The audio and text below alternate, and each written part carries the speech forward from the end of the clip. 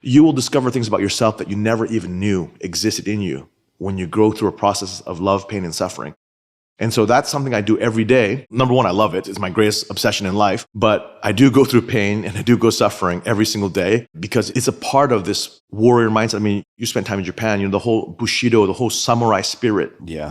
Yamato-damashii. Yes, you nailed it. Chatri, nice to see you. Thanks for making the time.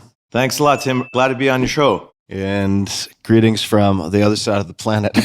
Where are you right now? Where do we find you? I just landed back in Singapore, where I live, but I'm always on a plane every week in different parts of the world. Yeah, you seem like a man of intensity and endurance, which we're going to get into in some measure. But I wanted to start at the beginning, and that is your birth name. What is your birth name? My birth name is Chatri Trisiripisal on my passport. It's what my parents gave me. But I use my martial arts name, which my grandmaster, Yodchatri Senanan, gave me. So in Thailand, when you train and compete for a given gym, the master of that gym will eventually bestow upon you your last name. And it's usually the fight name is the last name is the name of the gym. It's just a custom, historical custom in Thailand. So my first name is Chatri, which is my birth name, and my last name in the martial arts world is Sityodtong, which my grandmaster gave to me. Actually, he gave me the fight name of Yodchatri Sityodtong, which means extraordinary warrior, and Sityodtong is student of Yodtong. Long-winded thing, but I identify with, and maybe in part because of my complicated history with my own father, that I feel so much closer to my grandmaster and use the name that he bestowed upon me. And yeah, it's just one of these things that's kind of funny, but it evolved. But it's but if you go ask any old school fighter from Thailand all over the world, they're still using their fight name. That's just part of the culture of Thailand. All right, so off to a good start. We're going to come back to Muay Thai, but the last name bestowing is something I imagine a lot of listeners will not be familiar with. Yeah. But I remember ages and ages and ages ago training at the Ferriss gym in San Francisco. Yes. And then actually going to Bang Pli in Thailand. Wow. To visit the Ferriss camp. Crazy. Yeah. Oh my God. You are hardcore old school martial arts, man. That's amazing. That's amazing. Yeah. So you must have known Bunkert Ferriss. Oh, absolutely. In San Francisco, and yeah. And Ferriss. Yes. Jongsanan. Yes, Jongsanan, exactly. And a number of people I remember at the time who were outside of Muay Thai were like, wow, what do they feed people in that family? And I was like, that's not really how it works. But exactly. There you go. The two biggest gyms, I guess, in history, in longevity in Thailand, have been Ferriss and Sityodtong. Mm-hmm. And so, yeah, exactly. Bunkert Ferriss, Jongsanan Ferriss. Everyone adopts the last name, or rather takes the gym name as your last name, as you well know now. Mm-hmm. I didn't realize you also did a lot of Muay Thai. Amazing. Yeah. That was my favorite striking art. Not that I was exceptionally good, but in part because coming from wrestling, I had effectively zero head movement. So I tried boxing. It was very, very hard for me to get accustomed to head movement. And in Muay Thai, certainly there is head movement, but it's just a different species of head movement. And I was like, I think this is going to fit my programming a little bit better than other options. So Nice. We'll come back to that, but could you paint a picture for us of your childhood, and then also just describe what happened, if the internet research serves me correctly, in 1997 or so? I grew up in a well-to-do family in Thailand. So I was a bit an anomaly in that sense. Muay Thai, as you probably know, Tim, is a very poor person sport in Thailand. But yet, when I was about 9 years old, my father took me to Lumpini Stadium, which is a mecca of Muay Thai.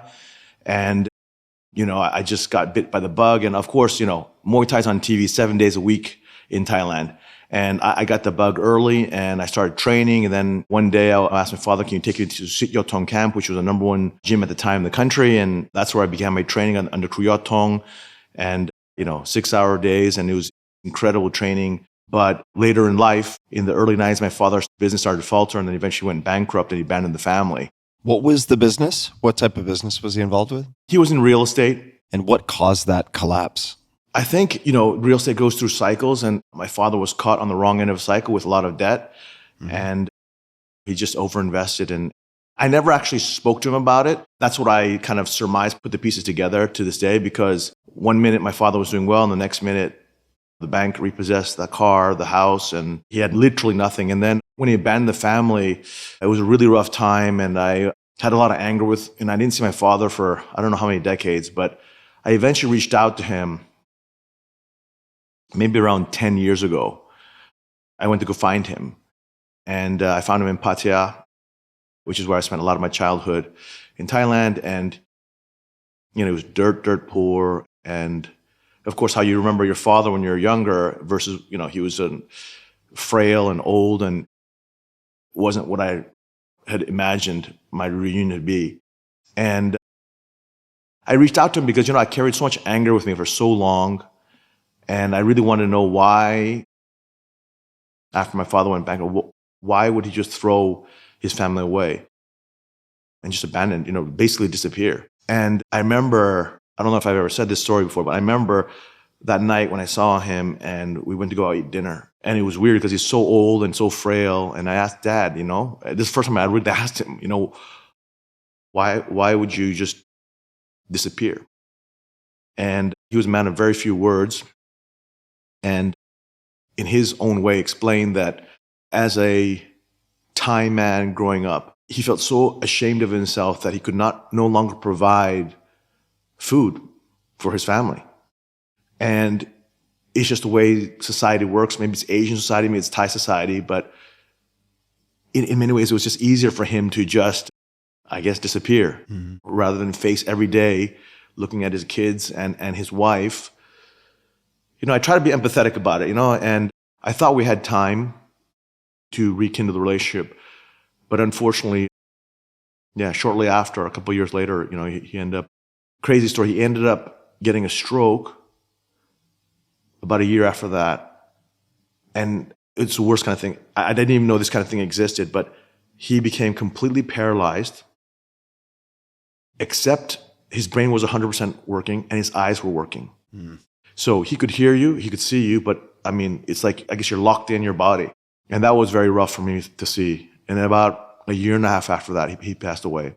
Wow. What timing. And I don't know if this is the right way to put it, but what luck that you reached out to him a year or a year and a half prior to have that conversation. Did having the conversation offer the catharsis that you had hoped for, or have contribute in a way that has really stuck with you? It took my anger away, or maybe my anger dissolved over time. It was bittersweet because I thought that, I had this kind of like, I'm going to go find my father and we can talk it out, and then we're going to be closer than ever, and there's going to be a real relationship. So in that regard, it didn't happen that way. And another crazy thing is, at his funeral in Thailand, in Buddhism funeral, you cremate the body. And I was obviously giving the eulogy to all family members. And again, I didn't have a lot of emotional attachment to my father because I hadn't seen him in so many years, and very, very distant. I had memories of him, but we weren't close by any means. But I ended up not being able to keep it together. I was bawling. So there's a lot of weird things. In some weird way, I finally understood my father. So life came full circle. But in a weird way, I wish I had looked for him earlier. When I had managed to bring the family out of poverty, I could have easily, if I wasn't so angry, if I wasn't so stuck to my pride, maybe I would have had that quote unquote fairy tale ending. One thing I learned about life, man, Tim, is like, you never know what is good luck or bad luck until many years later. Yeah. When you discover what the lessons were of that experience, right? So anyways, at his eulogy, we cremated his body, and I guess maybe a typical Asian household or Thai household, my father was larger than life. And that's how I remembered him as a kid, because he was the one who introduced me to Muay Thai. He took me to Lumpini Stadium. He took me to Sityodtong camp. And when someone gets cremated, I've gone to funerals, of course, when I lived in America, where you bury people. This is the first time I'd actually, other than my grandmaster, watching someone get cremated. And the next day, you actually come back and pick up the ashes and the bones. And they asked me, what do you want to do with the bones and the ashes? And I thought, I'm going to go to the beach where my father brought me. And I took a boat out and then we sprinkled his ashes everywhere. But that's also kind of crazy because that's when you realize, everything we have in life. At the end of the day, my father, like this great man when I was a kid, just ashes in the ocean. And that's what all of us are going to end up. And I remember going back that night on the plane and thinking to myself, all the things that my father did wrong in life and all the anger I had to him, I started to write down the things that I was grateful for. He gave me my name, which crazy enough ended up being symbolic of what my life's work would end up being, right? Mm-hmm. He's the guy who introduced me to Muay Thai. He's the guy who took me to the beach for the first time. So many things. So I prefer to remember my father for the good, all the good that he did, than focus on the big mistakes he did in life. And I think that's something I learned from him, just through his life, going through his life and watching it from afar and being a part of it. And then in the end, the things that he did wrong, I don't want to live my life that way. But at the same time, I wouldn't be here running the world's largest martial arts organization if it weren't for him taking me to Muay Thai. Thank you for that story. I have a complicated relationship with my father, to put it mildly, and that's actually very, very helpful for me to hear. So once we're done recording, I'm going to go back and listen to it again because I think it underscores perhaps some things that I need to do, frankly. So I really appreciate that a lot. And from here, I want to hop to your mom. We might come back to your dad, certainly. I recall very distinctly, well, let me back up and give you a little bit of context on how I got my first exposure to one. So I have a private group chat on my phone, as a lot of people do. Now, my friends created this and they named it Fight Porn. That's the name of the chat. And the reason it's called Fight Porn is that I'd say my 4 or 5 closest friends are all former competitive fighters. And effectively, this chat is video clips, discussions about fights, not really betting on fights, but kind of putting your reputation on the line to try to predict who's gonna win, who's gonna lose, what round, etc. And one of my friends, Doug, I'll give him credit, said, "Have you guys seen one?" And I was like, "Well, what the hell is one?" And he pointed me to one on Amazon Prime, and I thought to myself, how on earth have I not seen this before?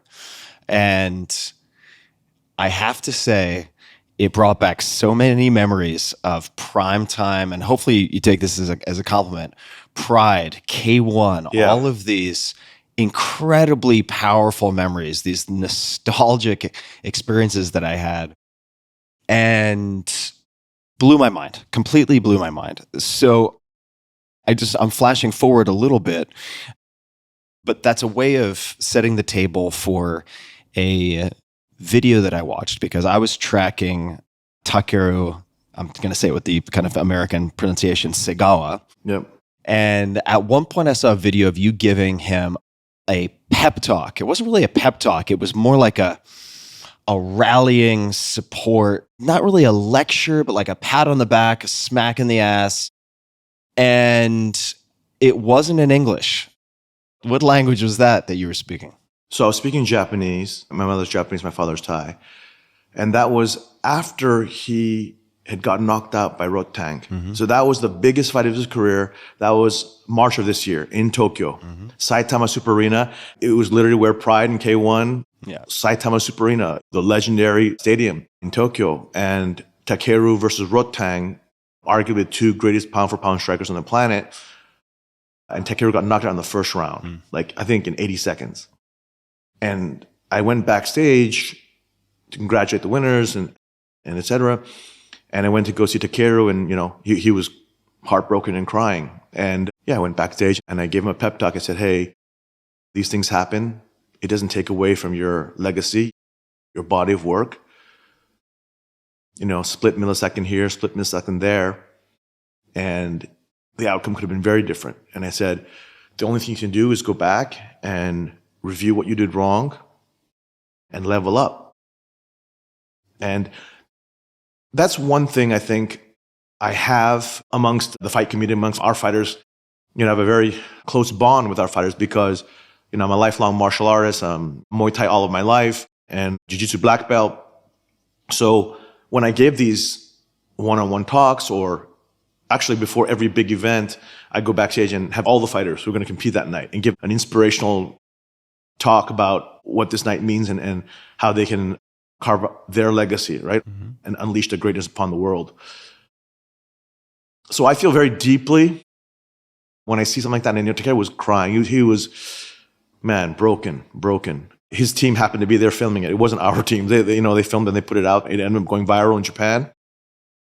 I don't think people knew that I could speak Japanese. The Japanese fans know that I'm half Japanese, but I don't really use it that much. Yeah. This is a way to segue to your mom because, and I have to say, I've never been to Saitama Super Arena. Someday I hope to actually check it out. I was, though, in Japan about 2 or 3 weeks ago, and I was at the All Japan Judo Championships at the Budokan. Yes, which was awesome, which was fantastic. You've never seen so many cauliflower ears in your entire life. It was just fantastic because it was also my first time setting foot in Budokan, which was absolutely spectacular. Yeah, it's legendary, historic. It's just absolutely iconic location in a beautiful, beautiful spot where, by the way, it's impossible to get any rideshare because you're right next to the Imperial Palace. So I realized that. I ended up having some nice walks as a result. But coming back to your mom, it seems like your mom and your dad informed your life in very different ways. And your dad may have been, in some respects, like hamen kyoshi, right? Like he was like the opposite teacher. Yes. You're like, I don't want to make some of those same mistakes. Oh, that's right. I forgot. You spent a year in Japan or something like that, right? Or exchange did. program. That's why your accent is, I was like, what the? I was like, oh man, Tim, we're like kindred spirits here, Yeah. You majored in East Asian studies. That's what it was, right? Yeah, there's a lot of overlap. Yeah. And so it's like you came to the US to study. I went to Tokyo. Yes, exactly. And actually, I'm still very close with my host family. I went out to have dinner with them. Amazing. From when I was 15. So it's been 30 plus years. Wow, crazy. Still close with them. So I want to paint a picture for folks and then you can fill in some of the gaps. But it seems like at some point your mom moved in with you in your dorm room. Yes. Could you explain what some of that journey looked like and how that happened? When my father abandoned us and went bankrupt, it was my mom's crazy idea to like, Chatri, you're the oldest son. And given that you live in Japan, the hierarchical nature of family structures in Asian society. And now that my father was gone, it was my duty to take care of my younger brother, my mother, and their well-being. But we had literally no money. And I had one suitcase and my mom had borrowed money from all the people who were remaining to be our friends, because obviously when something scandalous like that happens, and at the time in Thailand, no one get divorced, no one ever went bankrupt. It's just these things didn't happen. But scrounged around about $1,000, and one suitcase with all of my life's belongings, and I had to figure it out once I got to America. And it was her idea for me to apply and eventually immigrate. That was the game plan. And it got so bad for her that she ended up moving in with me in my dorm. Obviously, the school administration didn't know in college, and actually in grad school. And it was a tiny little single dorm room in Morris Hall at Harvard. And I slept on the floor and she slept on the bed, and it was just barely enough room. And you had one of these key cards where you open the dormitory door from the outside, and in between classes, just time it with her and give her my key card, and, living on $4 a day. And of course, I didn't tell everybody this. Of course, my closest friends knew, but I was not proud of my family background or the fact that I was poor. Actually, I was deeply ashamed, and I didn't want to talk about it. And so, when people went to parties or people went out to dinners, I didn't do any of that stuff because I couldn't afford it. So I had to make some excuse every time. It's like, hey, Chatri, let's go out. Let's go to a club tonight. There's going to be, our friends are going to be there. And I knew I can't go and afford a beer. I can't afford the entrance fee of a nightclub. So my mom was very much a part of my graduate experience at Harvard. But amazingly, some of my best memories or most powerful memories, and obviously now today, I view them in a very positive light because of how circumstances, we were very blessed in life. And I remember lying there with my mom. I'll be lying on the floor and my mom was on the bed and she would ask me these crazy questions. We had no money. And she'd be like, Chatri, one day, you know, I want us to go live in New York City. And I'd be like, man, Mom, my stress was, how am I going to get money for next month? And luckily I was teaching Muay Thai. I was a tutor at Kaplan. I did all sorts of odd jobs. But my biggest worry was, you know, do I have enough money to even pay for the school tuition fees? And on an Excel spreadsheet, I budgeted $4 a day. If I went on the subway, that's $1. I'm like, man, you know, like these are the things that consumed me when I was going through Harvard. But, you know, I always say that without the love of my mother, I would never have been there in the first place. It was my mom who, when we had nothing, she really believed in me. And I think the saying is that when someone loves you, it gives you strength. When you love someone, it gives you courage. And I think that's a very true statement when it comes to my relationship with my mother. She gave me both, right? I mean, in that I could feel her unconditional love. Hence, it gave me strength to do things when I was full of fear, doubts, and insecurity. I wasn't some academically gifted guy. I remember that first week, first month, I was dirt poor. I didn't feel like I belonged. I thought everyone was better than me, smarter than me. And I didn't have money for the full ride. I had to go find loans. And it was just like a time of massive uncertainty in my life. And I had to keep it to myself. I'd enter a new school. But again, looking back on everything, the fact that I had my mother's love, that gave me strength every day to fight more. And I always say too, that if you're fighting for yourself, like you're fighting because you want a six-figure salary, you're fighting because you want to buy a nice car, it's very easy to quit. But when you're fighting for something bigger than yourself, it's impossible to quit. So in that moment, I was fighting for my family, fighting for my younger brother, fighting for my mother. Of course, down the road, as I was blessed with a lot of good luck in life, these are the things that I always remember. Is like, you know, when you're fighting for something much bigger than yourself, you become unbreakable. There's so many precious lessons that I learned from that journey. And crazy enough, when I made my first little bit of money, I think I was around 30 something, maybe 31. I bought a condominium, you know, in New York City to surprise my mom because I remembered what she had told me in the dorm room, and brought her to New York and gave her the keys, and it was overlooking the Hudson River. And it's one of my most favorite memories with my mom is, you know, surprising her with her own house, because she had suffered for so long that just to be able to see her face and knowing that little crazy dream was born in the dark of midnight when we're going to sleep. And she wanted to talk about our dreams. So in that sense, you know, she also gave me that. I'm a little bit of a crazy dreamer. My friends think I'm a bit of a crazy guy. And I think I got that from my mom. Go mom. That's incredible. All right. Well, we could spend the next 2 hours just unpacking what it was like to actually hand over the keys and how your mom responded. But I have a million questions I want to ask you. So I would say, let me mention a few things, and then we can add in any sort of seminal moments as needed. But my understanding is you leave grad school, you try your hand in the world of startups, you do pretty well in the startup world, then end up going to finance and do pretty well on Wall Street. And my two questions are, I know that's a major condensation, but number one, what was it like and what was the moment? Because I remember for myself, the moment where you're like, oh my God, I actually have some money, right? Like when was that moment when you were like, oh, this is a little different. This is a lot different. I actually have some money. It doesn't need to be a lot of money, but like, what was that like? And then why didn't you stay in finance? Why didn't you stay on Wall Street? So, you know, it's kind of funny. Like when I was a kid, there's a few things I was truly obsessed with. Okay. I was obsessed with martial arts, and that anyone from my childhood would tell you, Chatri, he's the martial arts guy. He's crazy about martial arts.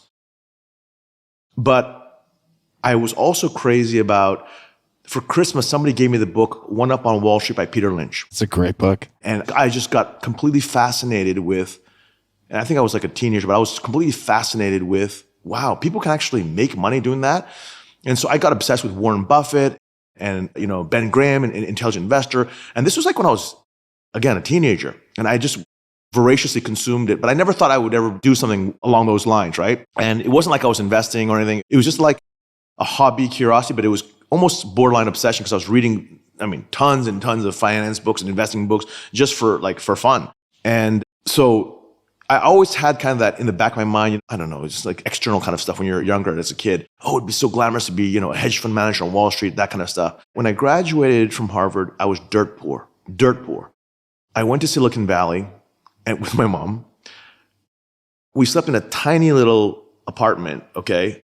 And I couldn't even afford beds or furniture. So we had 2 sleeping bags. We talk about that all the time. We had 2 sleeping bags on the floor. And that was how I started my journey in Silicon Valley. Because I just had this crazy dream. One of my classmates, Sue and Lou, said, Chatri, let's go to Silicon Valley. Let's just try our luck. And, both of us were poor. And we had maybe a few months of cash left, if at all. But by pure luck, we went to this angel investor day at Harvard. And this guy named Richard Armstrong, literally 1 hour meeting. He's like, okay, I'll cut you a $500,000 check. It's a good meeting. Yeah. We were like blown away. Sue and I were blown away. And out of that small little apartment where my mom and I slept on the floor, we started hiring people. And so I think at our peak, we had like 6 people or 7 people in that little apartment. And what was the business?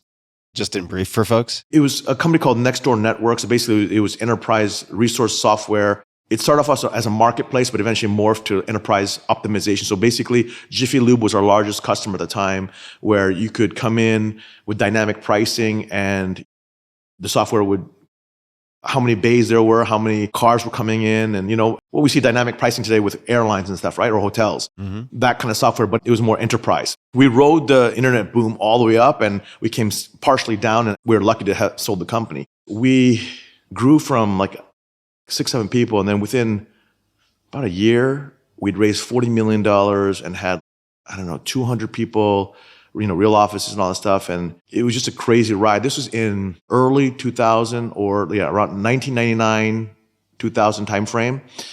And that was a crazy ride. And when I look through old photos, and it's kind of crazy. So soon, Lou, my classmate from Harvard who started the company with me in Silicon Valley, he actually lives in Singapore now. So we hang out here. We have obviously our collection of pictures and whatnot. And we go back and like, man, that was some crazy times. And my mom would be there in front of the microwave because we were so poor at the time. We would get $1, I remember $1.25 microwave frozen food.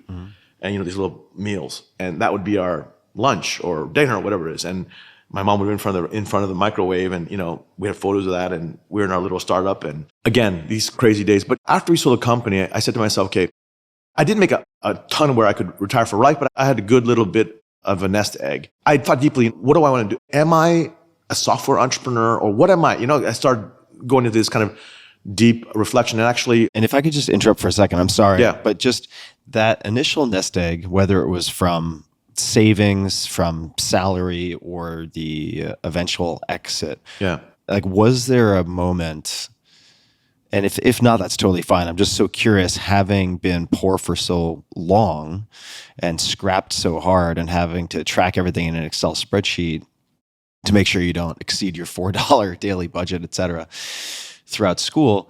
Was there a time when it's like you went to the ATM to take out a little cash and you saw the balance and you were like, okay, like things might actually now start to be different? So what's crazy, Tim, because I grew up in a well-to-do home when I was a kid and saw it get wiped out it was like that, okay? That even to this day, I don't have that sense of like, look at my bank account or look at what I have as a sense of security. Yeah. So I never had that moment of, I could exhale. Exhaling, yeah. Exhaling, no. Yeah. What we did though was we went with, I think about like 13 or 14 employees, and we rented 2 RV vans, and we did a cross-country trip across America. And that took I forget, a couple weeks. That was me moving from Silicon Valley to New York. I didn't know at the time that I was going to move to New York and I was going to do the whole investing thing. That ride I remember. And I remember one night, it was in Albuquerque, and we were in an RV park. And I went up to the roof. I was lying down on the roof of the RV and looking at the night sky. It was completely beautiful stars, and it was just clear sky. I mean, it was at night, but it was clear in the sense of all the stars. And that was the only moment I felt like, man, like I can actually do anything from this point on. I don't have to scrape by, but it was just a momentary fleeting sensation of like, the universe is so big, I can do anything. Like, and it wasn't I can do anything in an arrogant way. It was more like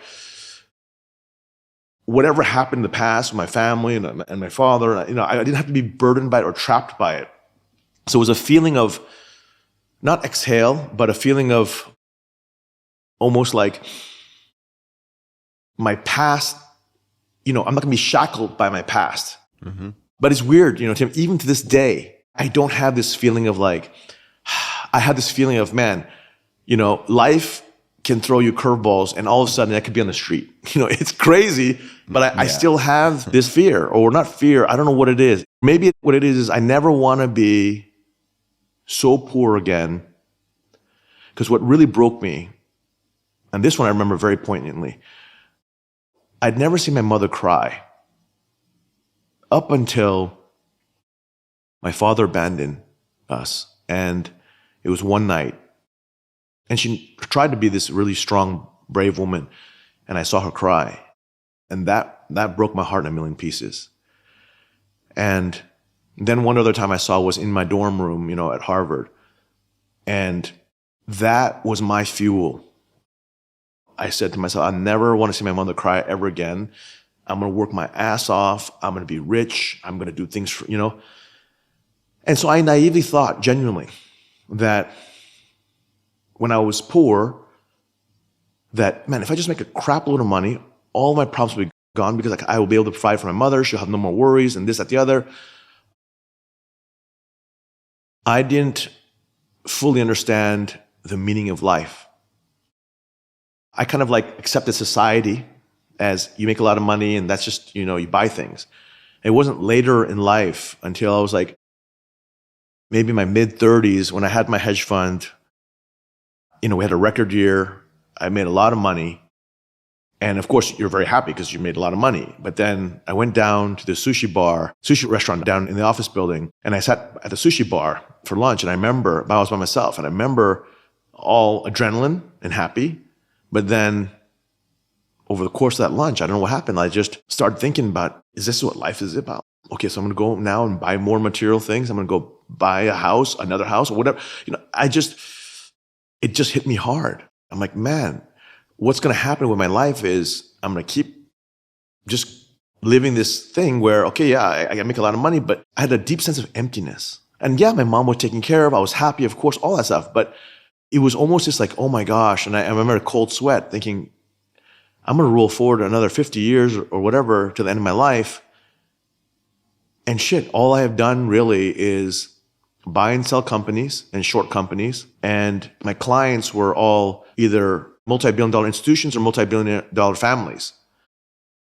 So then I'm like, what was I here on earth for? And what was I doing with my life? Mm-hmm. And I remember so well when I was 5 years old, my mom would repeat this all the time throughout my elementary and middle school years and all that. She would always say, Chatri, you're going to grow up to help people. And, I always thought my mom was gibberish, because she's like, you're so special, Chatri. And of course, I know every mother says that to their child, to their, But it was weird. When I was at that sushi restaurant, those words came to me. It was like, Chatri, you're going to help people when you grow up. And I was sitting there and I'm like, right now I'm helping nobody. Because if I'm helping wealthy people get wealthier, okay, what is the point of that? And if I'm making, multi-billion-dollar institutions get wealthier, what is the point of that, right? I remember being very restless for several weeks. I couldn't sleep. And eventually I said, I have to do something. And it was, again, pure luck, but also a lot of introspection. At the time, I was training at Renzo Gracie's school, jiu-jitsu, training every day. And, it's crazy. This whole journey from being well-to-do family to being poor to escaping poverty and making it, I trained religiously, either Muay Thai or Jiu-Jitsu every single day. This is just part of my DNA. And actually, even to this day, I just came back from training earlier today. It's my foundation to every single day. Tim, you've competed as a wrestler and done Sanshu and stuff like that. When you're in the moment of training or sparring, there is nothing else you can think of. You're in the moment, right? Yeah, if you think of something else, you get reminded very quickly. Exactly. So it's almost like you can escape whatever, good or bad in your life, for those couple hours and not think about anything. You see, if you go for a run, you'll still think about work, family, your relationship issues, your dad, whatever it is, you'll still think. Okay, so, or if you go lift weights, your mind is still active on whatever, you haven't left your life. But, Tim, when you go train and you're sparring against someone who's really good, all that stuff evaporates. And so that's what I love. I own a chain of martial arts schools here in Singapore. And I train every day with Muay Thai world champions. Is that Evolve or? Yeah, Evolve, yes. Or Jiu-Jitsu world champions. And I truly believe my grandmaster, Yodchatri Sityodtong, used to always tell me, and I never really understood it until much later in life, to unleash your greatness, you must be surrounded by greatness. And so every day I go to Evolve, these guys are the best in the world what they do. I'm a high-level martial artist for sure, but not against a world champion, right? I mean, you train with Jongsanan and Bunker, you know how badass those guys are. Best in the world. Yeah, it's a different level. There are levels and then there are levels. Exactly. Same thing for a black belt. I mean, I'm a black belt, but there are levels to being a jiu-jitsu black belt. And for the most part, when I train with them, I get my ass kicked. But I relish that. Obviously, it's a 2-hour break from anything I'm dealing with in the world.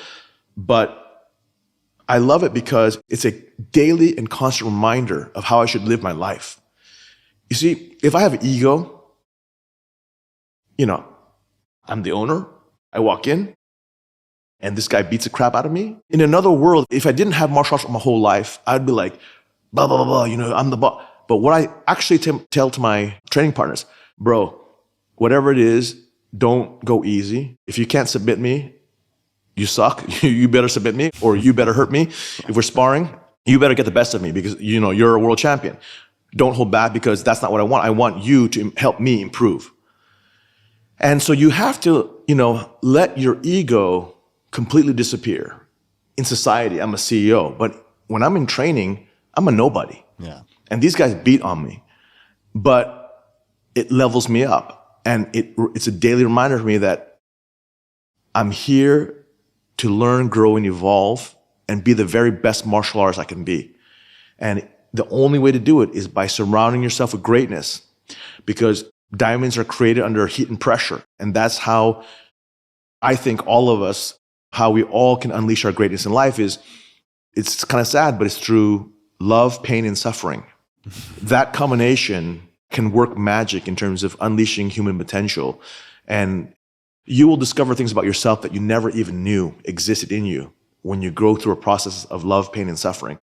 And so that's something I do every day. Number one, I love it. It's my greatest obsession in life. But I do go through pain and I do go suffering every single day because it's a part of this warrior mindset. I mean, you spent time in Japan, the whole Bushido, the whole samurai spirit. Yeah.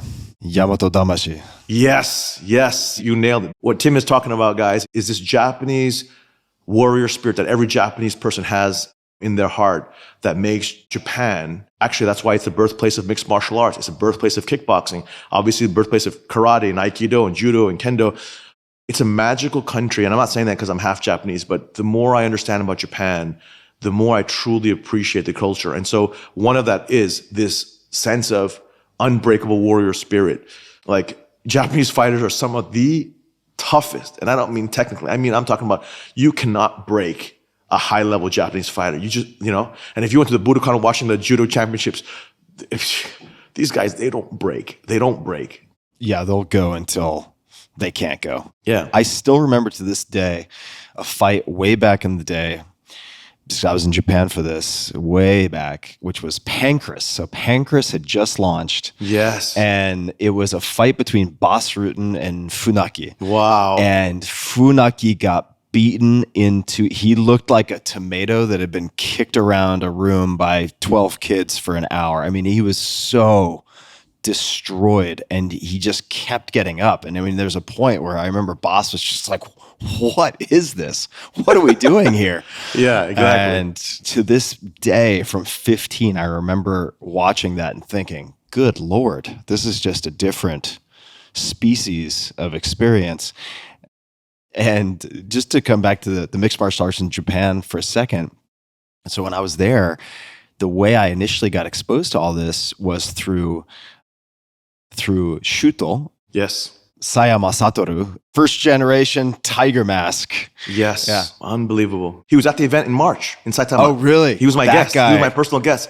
Yeah, Sayama Sensei. He is a tough human and a very, very tough coach. Legend. He used to take a shinai, like a bamboo kendo sword, cut off the tip, and then if his fighters were misbehaving or not doing what he wanted, he would hit them in the back of the legs, hit them on the back. He was tough and nasty fighter also. Yeah. And from there, then ended up wanting to figure out where to train. I went to this place called Kiguchi Dojo, and Kiguchi sensei was a former Olympic wrestler, and like Rumina Sato and all these guys train there. Rumina's a friend. All these guys you're telling me, it's crazy because I was literally just in Japan a couple of weeks ago with Sakamoto, who's the CEO of Shuto. I just was hanging out with the CEO of Pancreas, and we were talking about all these old crazy stories. Oh, wild. And again, Sayama Sensei. So everything you're saying is just crazy. It's super small world. I'll give you two more small world. So I have a bone jutting out of the side of my ankle from Rumina, who put on the nastiest heel hook in practice. I'm still a little annoyed about that. It was so aggressive. Oh, man. I ended up doing well after that. Probably should have tapped much earlier, which also leads to NYC. We're going to talk more about Renzo, but I actually spent a little bit of time at Renzo's gym way, way back in the day. Only went a handful of times, but I actually, and it wasn't really his fault, it was an accident, but Rodrigo actually popped my right elbow, and I'm getting surgery probably in the next few weeks because I want to get back into training, and the extensors have been torn for like 20 years. Oh my gosh. Oh my God. But that gym is phenomenal. Yeah. And it also ties into, actually, just to loop a few things together. So from Wall Street, at least I have written down here, correct me if I get any of this wrong, but in 2008, you start Evolve, right? I moved to Singapore in 2007. Yeah. Yeah. Around there. Yeah. I got it. But I'm still a hedge fund manager at that point. So it was crazy. So I get to Singapore to open up the Singapore office for my hedge fund. So we have offices in New York and Singapore. And there's no place to train because Singapore is not like a mecca of martial arts. So I'm like, you know what? I'm going to start a martial arts school. And it was really just selfishly for me to be able to train with, and all my Sityodtong brothers were in Thailand, and it's an hour and a half flight from Thailand. And they're all the baddest world champions on the planet. And that's how Evolve started. It was kind of like scratching your own itch. I don't want to say a side hustle. It's my obsession. I mean, martial arts is my obsession. So the fact that I didn't have any high-level place to train when I was used to training at Renzo's, right, when I was in New York, that was kind of the accidental birth. Murderer's Row. Yeah, so many good people there. Yeah, but that whole time period was, because when I'd reached Singapore was already after I had that lunch, that sushi lunch. I'd already had this like sense of, I have to do something bigger with my life. I have to, and it's not about making money. It's about helping others or making an impact. I think you had also said that's right, Tim. Like when you retired from angel investing, was like angel investing was fun, but you didn't have that impact that you had when you came out with your books. Yeah, and that's when you had millions of people reading your books and their lives changed by your lessons and learnings about life. And so when we work our asses off for something much bigger than ourselves, and we know we're impacting, if you're lucky, your country, and if you're even luckier, your continent and maybe the world, right? There's a sense of like, oh, my life has meaning. And it's not about money. It's that somehow Tim Ferriss is on this planet and he's actually helping people, millions of people all over the planet through his books. Same thing I get with now, the joy of one, hearing about you having, this WhatsApp group with your buddies, and all you guys are competitive former martial artists or fighters, and then you discover one. And that to me, I get excited. Or like, when I was in Japan and, the entire stadium of Saitama completely sold out. We were in the US in September in Denver, the Denver Nuggets Stadium, completely sold out. Yeah.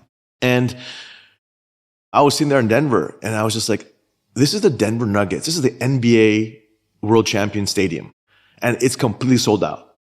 And this company I started here in Singapore, never in a million years did I think we would sell out. And then literally months later, we sold out in Thailand, Impact Arena, a massive stadium. And then in Qatar, Doha, the next month, also another massive stadium. And then Saitama Super Arena. So it was just like this last several months has just been just a reminder, in some ways, like as I travel around the world, this thing has just gone viral and, our viewership numbers are just massive around the world. But you see, that is the same, I feel, when I've read about you, Tim, is, that same drive or that same sense of meaning in your life or purpose is the same thing. When I really get excited when somebody's like, man, hey, I saw that fight or I was there or, or whatever. Oh, yeah. I mean, we're going to definitely get back to this through line in a second, but vividly remember watching one for the first time, and it brought back all of those memories from Japan because it's very elegantly produced in the sense that it's not like being trapped in a video game with 1,000 distractions, which a lot of spectator sports have kind of turned into. It's like you have the lights on the fighters, the crowd is often darkened. Yes. And there's this, I'll paint with a broad brush here, but it depends on where the fights are, right? There's in Japan, the audience is very reverent. Yep.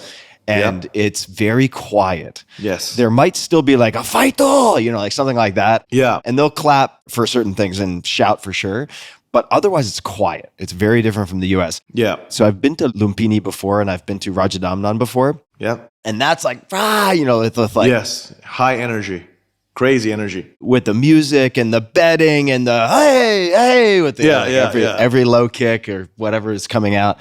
And it's, as a viewer, as a spectator, it really allows you to kind of savor the main course without distraction, which is the fights. And let's hop to one. Sure. It looks like around 2011, that's the birth of One Championship. Yep. Was not an overnight success. No. We're going to get eventually, because I did not expect to find Mike Moritz and Doug Leone in this story, which is fucking wild. Yes. We're definitely going to come to that because that seems like a really important moment. But before, I want to read one of my friend's questions, because there have been different fight promotions in, say, Pan Asia before, right? Yeah. For instance, in China, there's something called Sanda Wang, which is like King of Sanda, which actually has some great fights, but they never hopped. Yep. They never really hit the mainstream globally. Yep. And for the people who are wondering, Sanda is like, it's like shoot boxing. It's like kickboxing plus throws. Yep. It's actually very entertaining to watch, but they never crossed the chasm, at least as far as I know. And my friend's question is this, I want to know about the economics starting out. What was the thesis about why they would succeed? And what did they learn from prior fight leagues, whether successes or failures? And then his other question, which is also one of my questions, is most importantly, how the fuck do they have such consistently high quality fights?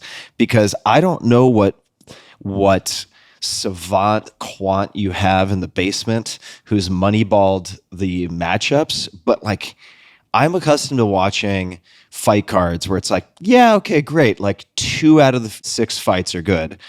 And all of my friends have no idea.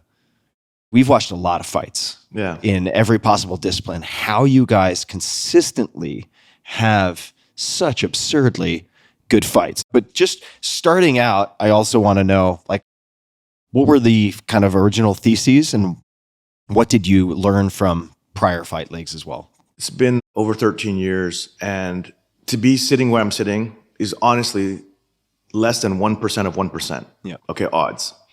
If you told me to do this again, I definitely would not have. I would have just rolled out a chain of martial arts academies and I have a few hundred locations by now. Why? The first 3 years, I really thought, I love martial arts. Asia is the home of martial arts, 5,000 year history. There's 4 billion people here on the planet. Surely it's going to be easy to create a global sports property. And naively, okay, I did this high level. I was like, well, America has NFL, MLB, NASCAR. Europe has F1, Champions League, EPL, Bundesliga. These are all multi-billion-dollar properties. The market cap of NFL is, north of 120 billion, okay? NBA is $70 billion, and its valuation. And I thought, man, I'm a martial artist. I know martial arts. I'll be able to somehow aggregate 4 billion fans here and then export this around the world and it'll be easy. The first 3 years, Tim, complete disaster, okay? My buddy from Harvard and I, we made a little bit of money, so we invested, thinking that, within a year, we'd get institutional investors to back us, given our credentials and our expertise and the market opportunity. Zero. First 3 years, we couldn't land. We met with 150 institutional investors, zero. Broadcasters across the continent, zero. Brands, forget about it. Governments, forget about it. Most governments banned martial arts content actually on TV, live martial arts content. Why? Because of the violent nature, okay? Yeah. First 3 years, literally, like no fandom, no metrics what's to speak of, just losing money hand over fist. What were the main objections of the investors or broadcasters? Maybe we focus on, let's just say, the investor side. What were the most common patterns of objections or refutations? There was this $1 billion property and you're way too late. I got it. You're way too late. Late to the game. Late to the game. You want to create a global property? I think at that time UFC was about a couple billion, right? And their metrics were already substantially larger than ours because we were just a startup. I remember when we first started our Facebook page, they had something like 20 million fans on Facebook or something like that. We started with zero. Today, and it's all organic, today we have 50 million and they have 50 million on Facebook, as an example. But I'll tell you how we got very lucky. It was at the end of year 3, and I called my mom, my Japanese mom, and who was completely against me starting this, okay? Because in Japan, as you know, Tim, martial arts promotions, combat sports is run by Yakuza, the mafia in Japan, okay? Mobbed up. Yeah, it's super so mobbed up. So my mom is this conservative, tiny little Japanese lady, and she's like, there's no way my son is going to quit Wall Street. Become a mobster. She's the typical Japanese lady where she was like, my son went to Harvard and he's on Wall Street and he has his hedge fund. She loved the check boxes, the checklist of credentials. As you know, Japanese culture is very much this way, Japanese society. Yeah. If you went to Todai in Japan, you're viewed as a god, right? It's very hierarchical. And I said, Mom, I want to do what I love. And, Mom, you told me as a young kid, I got to go help people. And I want to live my life with my greatest obsession and somehow help people, whether it's our athletes or fans, etc. And what's crazy, Tim? In writing the business plan, there was no such line of like, we want to have the biggest pay-per-view, we want to have the best fights or this. It was literally the mission of the company over many, many, many days and weeks. Literally came, and it's still true to this day, is to unleash real-life superheroes who ignite the world with hope, strength, dreams, and inspiration. Mm-hmm. And of course, we put on the best fights. I agree with your friends, and I'll explain how we put on fights. But the first 3 years, complete disaster. There was no TAM. It was all theoretical. It was all this business school mumbo jumbo, and nobody was interested. Yeah, for folks, total addressable market. Exactly. Yeah, right. And if I didn't love martial arts as much as I did, 1,000% I would quit. So I called my mom. Mom, at the end of year 3, lost a crap load of my money and my friend's money, and I think we're done. We got no traction. And I thought my mom was going to tell me I should stick with it because, Chatri, since you're a kid, martial arts, blah, blah, blah, you love it. And she said, oh, great. Why don't you just quit then? Before you get double sleeves of tattoos and can't go to the onsen with me. Yeah, she's like, great. And then the conversation ended shortly after that. And I remember thinking to myself, my mom just said, just quit. And then I said, okay, if I just quit, let's say I quit today. And then it goes back to like, well, why did I even start this thing in the first place? When you really put yourself to saying, I'm going to quit, you start to think about, why did I start this thing? And what is it? And I said, well, martial arts is my greatest obsession. If I want to make an impact on the world and I have an opportunity to inspire millions and one day, hopefully billions of lives through our heroes, values, and stories, those are the 3 pillars of what we call our formula of success at One Championship, values, heroes, and stories. If we can unleash these real life superheroes and tell their stories of overcoming adversity, tragedy, poverty, impossible odds, those stories are going to be incredible. And of course, the values that we exhibit, which you know very well, is the true Bushido values of, integrity, honor, respect, courage, discipline, compassion, etc., that martial arts teaches us. And I thought, there has to be a place in this world, one promotion that has true, authentic martial arts at its core. And so from that day, I said, I will never quit. Come hell or high water, I'm going to put everything into it. If I lose all my money, screw it. And, we got so lucky. Facebook, so a big shout out to Mark Zuckerberg. Facebook started taking off in Asia around that time, as smart mobile devices were as well. If you chart Facebook's user growth and just engagement levels, okay, in Asia, with the history of One Championship, it is like mirror. So what happened was, we saw a couple of videos start going viral around the world when we posted. And we're a small platform at the time, very small page. But we could see that something was happening. So we used that hockey stick data, even though it was small, we collected this data and we showed broadcasters, hey, take a look. Hey, take a look. This is something that's happening in your country. Mm-hmm. Numbers have just gone 10x. Yes, they're small, but they've gone 10x in the span of 3 months. And then I remember we had a few months left of cash, and I bet the whole firm, and I put everything into video. I said, we are going to be the world's best viral video makers along the lines of values, heroes, and stories, but we want to ride the algo, not pollute it by bastardizing martial arts, but really showcasing the very best. So whether it's a knockout, that's great, spinning back kick, all that stuff, but in the context of, how can I say, I didn't want to cheapen martial arts. I didn't want to bastardize it and cheapen it and make it look like two thugs cussing each other out, because that's not my experience in martial arts. My martial arts experience has been about pain, love, pain, and suffering, right? And then as a result of that, of thousands of hours of training, you inherit these incredible values, right? And something I'm sure you relate to, Tim. Mm-hmm. I mean, for you to get heel hooked by Rumina Sato and then somebody else in Renzo Rodrigo popping your arm, and this is part of the journey, love, pain, and suffering. And yet somehow you want to get back into it, right? So that to me is what martial arts is about. Yeah. The unbreakable warrior spirit, the beauty of authentic martial arts. So anyways, long story cut short, the combination of us making the bet on Facebook literally saved the company. This is something that Facebook confirmed with us. And actually, I ended up getting invited by Zuck to go to Facebook headquarters a couple of years ago. And because out of 5,000 sports properties on Facebook, the number one producer of organic video views in the world is One Championship. Yeah. We produced 30 billion organic video views last year. And this year we're on pace already for 40 billion. 40 billion, not million. And I remember how fast. We went from 100,000 organic video views for the whole year. And suddenly the next year it was like, 5 million. And the next year, 100 million. Like, it just went ballistic. Yeah.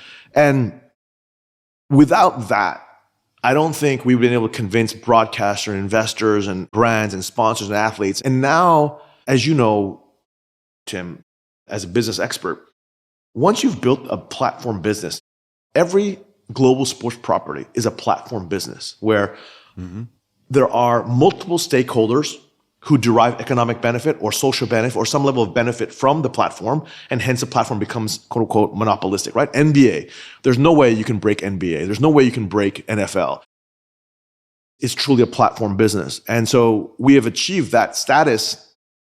And like I said, if you'd asked me to start this business again, no way. And it's less than 1% of 1% that we're standing here. And there are many, many inflection points of luck. Yeah. Just blessing. Yes, my team and I work our asses off and we made the right bets when it came. But if you told me 13 years later, you're top 10, according to Nielsen, top 10 largest global sports media property, there's no way I would have thought that would have happened. It's crazy. We're broadcasted live in 190 countries every single week with the largest broadcasters, like it's Amazon on America, but it's Sky Sports in Europe. In Japan, it's Unex. And in Thailand, it's Channel 7. In Middle East, it's Bein Sports. It boggles my mind what has happened. A lot of hard work, a lot of love, pain, and suffering. But I have to be 100% honest, it's a lot of luck. A lot of luck. But putting on great fights, like your friend said, is not luck. We have a chemistry lab, if you will, where we slice and dice qualitative and quantitatively. It's a team of about 13 or 14 folks. And we slice quantitatively and qualitatively and, and all that. And of course, one huge benefit is all of us on the matchmaking team, we're all martial artists. So it's like Matt Hume, legendary Matt Hume, folks like Rich Franklin, legendary martial arts himself. And so got very lucky that these happen to be all my friends, right? My martial arts buddies. And we're all working together and we get to cook up the best fights. And another advantage we have is because we're not only doing MMA, right? We're the world's largest martial arts organization, right? We showcase everything from kickboxing, Muay Thai, submission grappling, boxing, MMA, and everything. And the most important thing for us is signing the very best of the best athletes, the very best of the best martial artists. But very equally important is finishing ability. So this is something that's, I don't know if other organizations look at it. I'm sure they look at it collective, but I don't know if they look at it when they sign athletes. One champion has a 70% finish rate. That means it's absurd. Of all our fights, 70% people get knocked out or tapped out or choked out. It's absurd. It's so high. It's a global duopoly now, right? UFC dominates in the West. We dominate in the East. We're roughly the same size. They have a 38% finish rate. And why is that? Because in America, there's predominantly American wrestlers like yourself. And American wrestling is not necessarily geared towards finishing. It's an unbelievable martial art that controls. You can take the fighter down, pin him up against a cage, you can hold him, you can ground and pound him, but it's not necessarily a finishing, right? Versus out here, we got a Rook Tang. It depends on the discipline, or we signed the Rule Total brothers. Those guys are killers. We look for the best of the best, but we try to find athletes who come to kill. And again, I don't mean kill in a bad way. What I mean is the true origins of martial arts is self-defense. Self-defense is not about dancing for points. It's not about taking someone down and waiting and letting the judges score. It's about finishing a robber coming to your house, somebody coming to harm your family. Martial arts is about finishing a dangerous situation, right? So that you live for another day. That spirit, that Bushido, that samurai warrior spirit lives in one and lives in our athletes. And that's why we have a 70% finish rate. All right. So I have so many more questions to ask about that, as we're going to come back to that. But I want to mention just a few things for folks. So initially, all that pushback, the 100 plus investors, the broadcasters, sorry, UFC has already taken this game and won it. You're too late. When I started this podcast in 2014, the vast majority of people I asked who were involved in the game told me I was too late. In 2014. And now you're the number one business podcast in the world. Amazing. And sometimes that's true, but it's not as true as often as people say it, right? And some of the things I wrote down here, which were like, oh, God, these seem like really important things, were, I mean, there are tons, right? But leaving finance, fight card construction, right? Matchmaking, how to get Amazon Prime and Sky Sports. We're going to get to that, like that kind of stuff. Sequoia, and then social media / non-event engagement, because I've watched what you guys have done on social very, very closely. And correct me if I'm wrong, it also seems like by diversifying outside of MMA and having Muay Thai, having pure submission, the only way you make pure submission, well, or I say combat grappling interesting, is if you have people finish, right? You have to prioritize that for a general audience. Muay Thai by itself is action-packed, right? Particularly if you incentivize fighters. And also, I'd be so interested to hear, like, what are some of the other ingredients that you consider for putting on good fights? So you talked about finish rate, but by the virtue of having these other disciplines like Muay Thai, also, you increase the likelihood of having clips that will get shared a lot, right? Because, man, you add elbows in and then, oh man, do things change? And there's a few things, and I might be misremembering, but I looked at it and I thought also in at least a lot of the fights that I saw, okay, rounds are short. That's smart. It makes me think of K1, where people put it all on the line.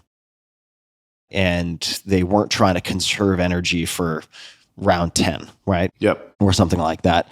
What are some of the other elements that go into constructing these fight cards? You mentioned the quantitative and the qualitative. So finishing rate would be one, and that's not just matchmaking, but actually signing fighters in the first place. What else goes into that? Because it is incredibly consistent. It is just, I've never seen anything like it. Thank you, Tim. I'm truly grateful that you can see that, because we try our best to have you'll see a typical one champion card, and tomorrow night we have one Friday fights, right? That's every week. We have 12 fights. You'll see like 8, 10 of them will be finishes, and all 12 will be barn burners, okay? We don't have at one championship where in other organizations they may have a 12-fight card, but 8 fights are a little bit of a snooze fest or decisions, and then the main co-main is amazing and it lights up the stadium. It's literally from the go, first fight all the way to the 12th fight, it's as if they're fighting for their lives. So I think first it's our scouts around the world scoured 10,000 of the very best martial artists on the planet. We give out 50 offers a year. And we have a criteria for what we look for, okay? So let's say you're the best in the world, but you are a points person. Mm-hmm.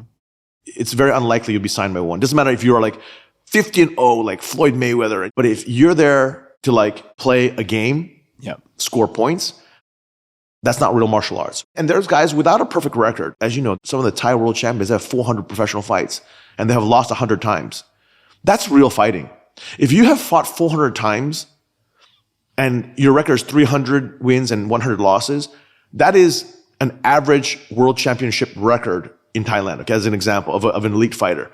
Because there are no like padded records. Like if someone's 50-0, it's highly suspect that they were given easy opponents or they chose their opponents at the right time, or there's a little bit of this kind of manufacturing.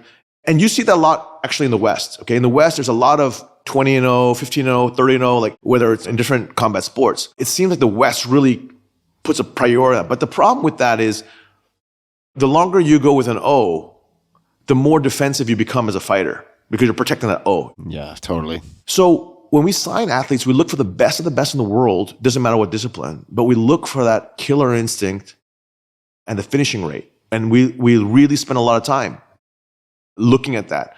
So that when you get 2 pit bulls who are there to finish, and they're both the very best in the world. So that's one layer.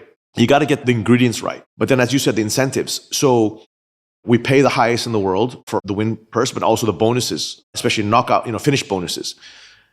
And so that's the quantitative side of things. But then also backstage, again, before every big event, I line up the entire card.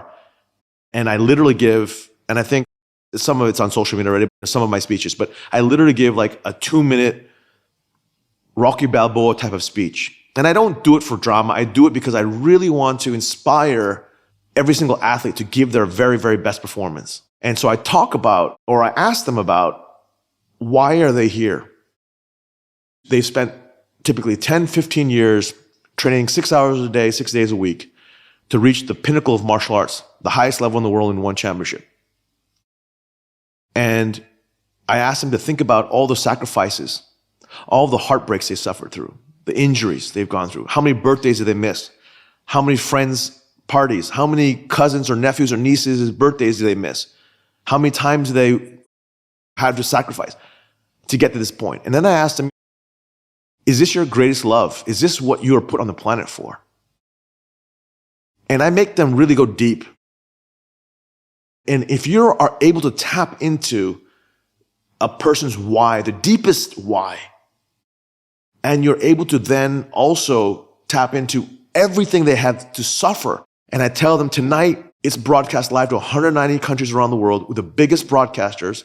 Our last show in Tokyo at Saitama in March, our last big show, we broke viewership record. We did 2.3 billion organic video views on digital and social. Okay, 2.3 billion on a single show. I didn't know at that time it was going to be that big at the time. And that's excluding our TV broadcast, right? So our TV broadcast around the world. So, and then we ended up trending number 1, 2, 3, 4, 5, 6, 7, 8, 9, 10, but trending in US and UK and France and Australia, Thailand, Japan. It was just trending all over the world. China. And I tell them, how do you want the world to remember you tonight? You have a chance to unleash your greatness upon the world in a way that you will make magical memories for your fans. You will create something extraordinary. And I've had fighters cry in those huddles I have. And then I walk away. And the reason why I can give this kind of speech is because I have walked in, I mean, maybe not at the elite level that they're at, but I have walked in their shoes in training and competing and injuries or whatever it is. So there's a real bond that I have with our athletes. And the fact that I train every day and I train with them. I mean, I don't want to name names, but I train with different athletes that come by and, or I'm flying to Tokyo or I fly to Denver or I go wherever, because I'm always training. No matter where I am, I always train. How do you produce a Six Sigma performance? It's not because you train and I'm going to fight. No, there has to be something bigger. You have to be fighting for something bigger. It's almost an emotion. It's almost an emotive state of, this is it. This is my moment in time. And I'm going to deliver everything I can. And I'm going to be unbreakable. And what Chatri told me in that locker room, all those sacrifices I went through, my parents going through. And if I win, of course, the purse is big and blah, blah, blah, all the other stuff. If you're fighting for something bigger than yourself, you're unbreakable. And so that is what I, at the end of the day, try to remind our athletes, that they are fighting for something much bigger than themselves. Well, it certainly translates to a phenomenal viewer experience. For folks who have not seen one, check it out. You will not be disappointed. You can thank me later. I do want to double click on two things. So the first is pushing all your chips in on Facebook and social media, because a lot of people, I'm just trying to time this out. Maybe this is like 2014, 2015? Yeah, around there. Around there? Yeah. Okay. So a lot of people were pushing their chips in on social, maybe not in as aggressive and all-in fashion, but a lot of people were trying to make it work. And a lot of people didn't figure it out, right? So what I'm super curious about is, what were the guiding tenets or the principles or the lessons learned where you zigged and zagged that allowed you to actually make it work? That's kind of question number one. And then I definitely have to get to this Sequoia meeting, because I want to know how the hell that happened and what happened in that meeting. I really did not expect to see this in my research, and I'm so happy I was surprised by it. But first, on the social media, because a lot of people to this day try to make it work and never figure it out. So what allowed you to translate pushing the chips in into success on social? Again, there's a lot of element of good luck. I don't want my team or I to be so arrogant to think and to say and have the world believe that it was just hard work in our genius. Yeah. You know, I'm going to be an asshole. I'm sorry. I'm going to jump in though. I want to give credit where credit is due also, because when I first saw you guys on Amazon Prime, I was like, oh, this is really interesting. And then I followed you on social. And then I was looking at the videos and I was like, okay, this is very smart. I was like, number one, they are not stingy with highlights. Like, you share basically, as far as I can tell, all the best highlights. Yeah. Which doesn't mean you shouldn't watch the full fights. Like, I want to watch the full fights because it's like rock'em sock'em robots the whole time. But you share highlights and you also tell really, really good stories. And I remember Stamp Fairtex, who doesn't hurt that she's pretty cute and does her dances and so on. Yes. But what a killer also. She's a beast. She's a beast. Oh my God. Like when the opponent's backing away and she throws the liver kick. I mean, it's just brutal. But, but the way that you tell the story, and also because you have such privileged access and focus on Muay Thai as well. And as you mentioned, poor person sport, that's how a lot of people hope to get out of poverty. They start fighting when they're really young.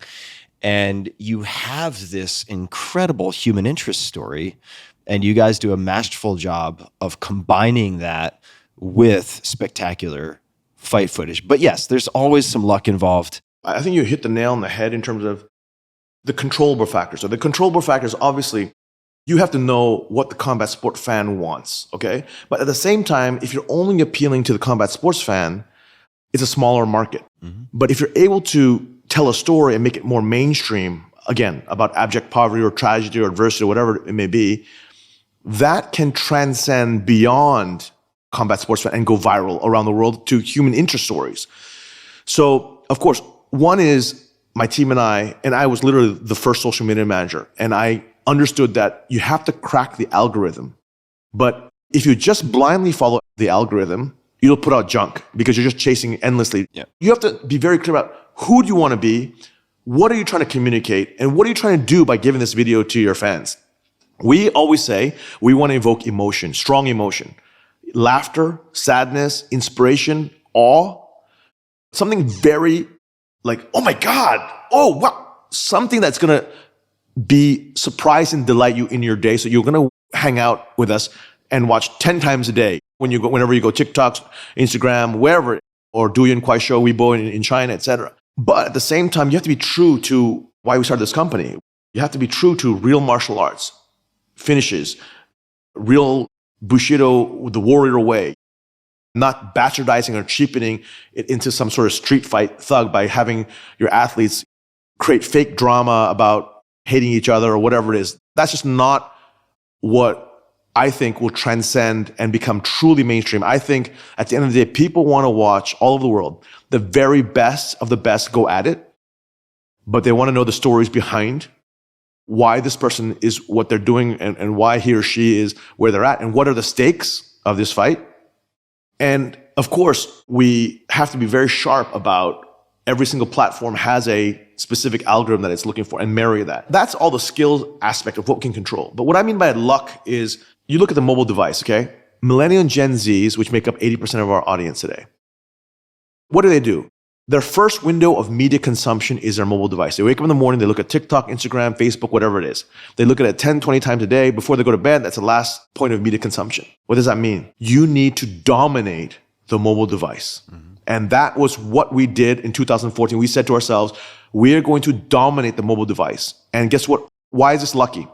Because mobile device took off, Facebook took off, all the social took off, but the ping pong ball, the tennis ball, the soccer ball, the basketball, the football, you cannot see clearly on a mobile device. And I'll give you a great example. When Naomi Osaka won the US Open for the first time, and I remember, because she's half Japanese, right? So I was like, oh my God, half Japanese person won, like me, blah, blah. So I looked at Facebook and I could see there were highlights of her match. And I looked at it and I couldn't see the ball. 2 seconds, I just scrolled past because I'm like, I couldn't consume it. That's what I mean by luck. Combat sports is the perfect content for mobile devices. And that's why you have the two giants, UFC and ONE, today dominating in that sphere, and why we have millennial and Gen Z audience, and why other sports are struggling and trying to catch up, but they have the wrong content genre for mobile device, because you cannot see the soccer ball, the football, the ping pong ball, the tennis ball. You can barely see the basketball. It is very hard to consume, and no one's going to watch a 200-lap car race on your mobile, right? You're just not. That's what I mean about luck. But yes, everything you described about our content and how we explain a stamp fair text, or yes, she's the best in the world, but does she twerk? Does she dance? Does she sing? Is she cute? Is her personality larger than life? And that's her real personality. That's another thing about us. Everything we do is about authenticity. There's no manufacturing. There's no like, oh, well, let that person be a bad guy, that person be a good guy. Let's create drama between them. They hate each other. Let's stage a camera backstage so they bump into each other. We don't do any of that. We just let them be who they really are. We tell their real stories. And again, but the one important thread for all of our content and everything we do is that it's real martial arts. I want to give you and your team some additional credit too. In addition to the human interest, in addition to the highlights, you guys also are very clever. You mentioned strong emotions, right? So laughter. I've seen quite a lot of funny stuff. Yeah, yes. That is organic as a product of the personalities. Sort of outtakes where like somebody's accidentally kicking their boyfriend in the head as trying to demonstrate a technique. It's like, oh shit. And then you see them doing damage control or whatever. Yeah. And it might make me sound like a bad person to find that funny, but it is pretty funny when you watch it. And also, I remember very specific segments where, for instance, you had some absolute Muay Thai heavies. And by heavies, I don't mean big. I just mean killers. Kicking a device, people may have seen these in arcades and so on, where you might punch what looks like a speedball and then it shows you your power output. And you had a number of them kicking a device that was similar, showing like pounds per square inch or kilograms per square inch of impact. Yep. And I mean, that is pretty fight sport specific, but I'd never seen something like that done before. And I'm like, okay, that's very, very clever. Like, that is clever. I'm going to share that with my friends. And even though it might be within the fight porn WhatsApp channel, they'll share that with their 5 other friends who aren't on it, and it'll perpetuate it. I have to give credit, and I tell our team this, we have the very best social media team on the planet. And many of my teammates have been on this journey for a long time with me. But I do believe, I'm not trying to toot my own horn, but it's the fact that I actually built the first page, and I was actually a social media manager. And something about my personality is probably very similar to your, Tim, is like, when you do something, you're all in. Yeah. So when I decided that Facebook was going to be it, I said to myself, I want to be the best Facebook manager on the planet. So I was obsessed, not about reading. I was obsessed about experimenting, learning every little trick. And of course, I was reading and voracious, but I would look at all these other pages that were doing very well. And, and I would just steal ideas and think about concepts, and just being completely consumed by it. And of course, it helped a lot that I myself, because I'm a lifelong martial artist, I know what the fight fan wants. I know exactly, right? At the same time, I wanted to build a property that transcended fight fans. I want it to be truly mainstream, right? Again, that's something that NFL has done incredibly well in America, that when it's Super Bowl, the entire country watches. And that is something that one day I do want, when we have a major world championship fight, that the whole world stops to watch, like Olympics. I think when there's a gold medal, like Olympic swimming final or 100-meter dash final, I think it's something like 1 billion, 1.5 billion people watch, right? I can see that happening with one. I can genuinely see that having 1 billion, 1.5 billion concurrent viewers watching. Or World Cup soccer finals, I think did a couple billion concurrent viewers. I can see one doing it because we've already broken our previous high by 300 or 400% in our last event. So can you imagine, on these big numbers of 30 and 40 billion organic video views, we are still breaking our records on a single individual event by 3x. So we're just scratching the surface of what one can be. Let me take you back to the pain and suffering for a second. So you're struggling, Mom, I want to quit. Yeah, that sounds like a great idea. You should quit. And then you're like, wait a fucking second. And it's not working. Suddenly you have some graphs to show from social media. Hey, broadcaster in country X, this is what's happening in your backyard. And yes, the numbers are small, but take a look at the growth rate. And so the tide starts to shift, and then you seem to hit an inflection point. And I've had Rolf Botta on this show before from Sequoia. How important or unimportant was that meeting that you had with Michael Moritz and Douglas Leone? And for people who don't know who they are, these guys are kingmakers. I mean, they are the top of the top Wizard of Oz venture capitalists behind so many successes. We could spend the next 30 minutes listing them all off. I mean, these guys are absolute icons. Was that meeting important? And then, assuming it was, how on earth did it happen? And what did you do in that meeting that made the impression it made? I call it the $100 million breakfast because Sequoia Asia orchestrated it. They thought we were onto something very big. And they said, Mike Moritz and Douglas Leone are coming, and we're only booking a handful of meetings for them because they're a very busy schedule. What was the organization that helped book it for you? Sequoia Capital Asia. Oh, Sequoia Asia. It was the managing director, Sequoia Asia, run by Shailendra Singh, okay? Yep. And he was the managing partner. How did you connect with them in the first place? So this is what I mean about serendipity. Long story cut short, it was around April of 2016. We had hired a small investment bank, and we said, we want to now go raise institutional funding. And we didn't have any institutions at the time. It was still bootstrapping. But we think we had enough to go raise institutional funding. We had a slide with our metric, a couple of slides with our metrics, all these hockey stick charts. And that was, I think, 4 o'clock. the meeting ended with our bank. We walk out, and now we didn't think anything of it. 2 hours later, the investment banker calls us and says, Sequoia Asia wants to meet you. And we're like, how did you do what? This investment banker, he walked in to the elevator, and Shailendra Singh, the managing partner of Sequoia Asia, was in the elevator. He happened to be carrying the One Championship slides, the hockey stick charts. And Shailendra said to our investment bank, Ripple Dot is the name of the thing, and our investment banker was a guy named Atin Kukreja. He turns and says, what company is that? Well, he's hockey. And he goes, oh, it's a sports company called One Championship. What is that? And on the elevator ride, Shailendra decided, I want a meeting with these guys. I'm going to fund them. Off of the metric. That's bananas. This literally what happened. So on Sunday, it was a Sunday, because Sequoia Asia demanded to meet us, to meet me, meet me. Yeah. So on Sunday, I had breakfast. Me and my partner had breakfast with Sequoia. And they told us, Shailendra said, we want you to drop the investment bank. We want you not to go on the road show. We will fund it. This is the first institutional funding. And they funded, and it was a small check. I think it was like 15 million. But about a year later, I think, is when Mike Moritz and Douglas Leone were in town, only for a couple of days, because they were doing Asia-wide tour, so only a couple of days in Singapore. And Shailendra said, hey, I want them to meet you.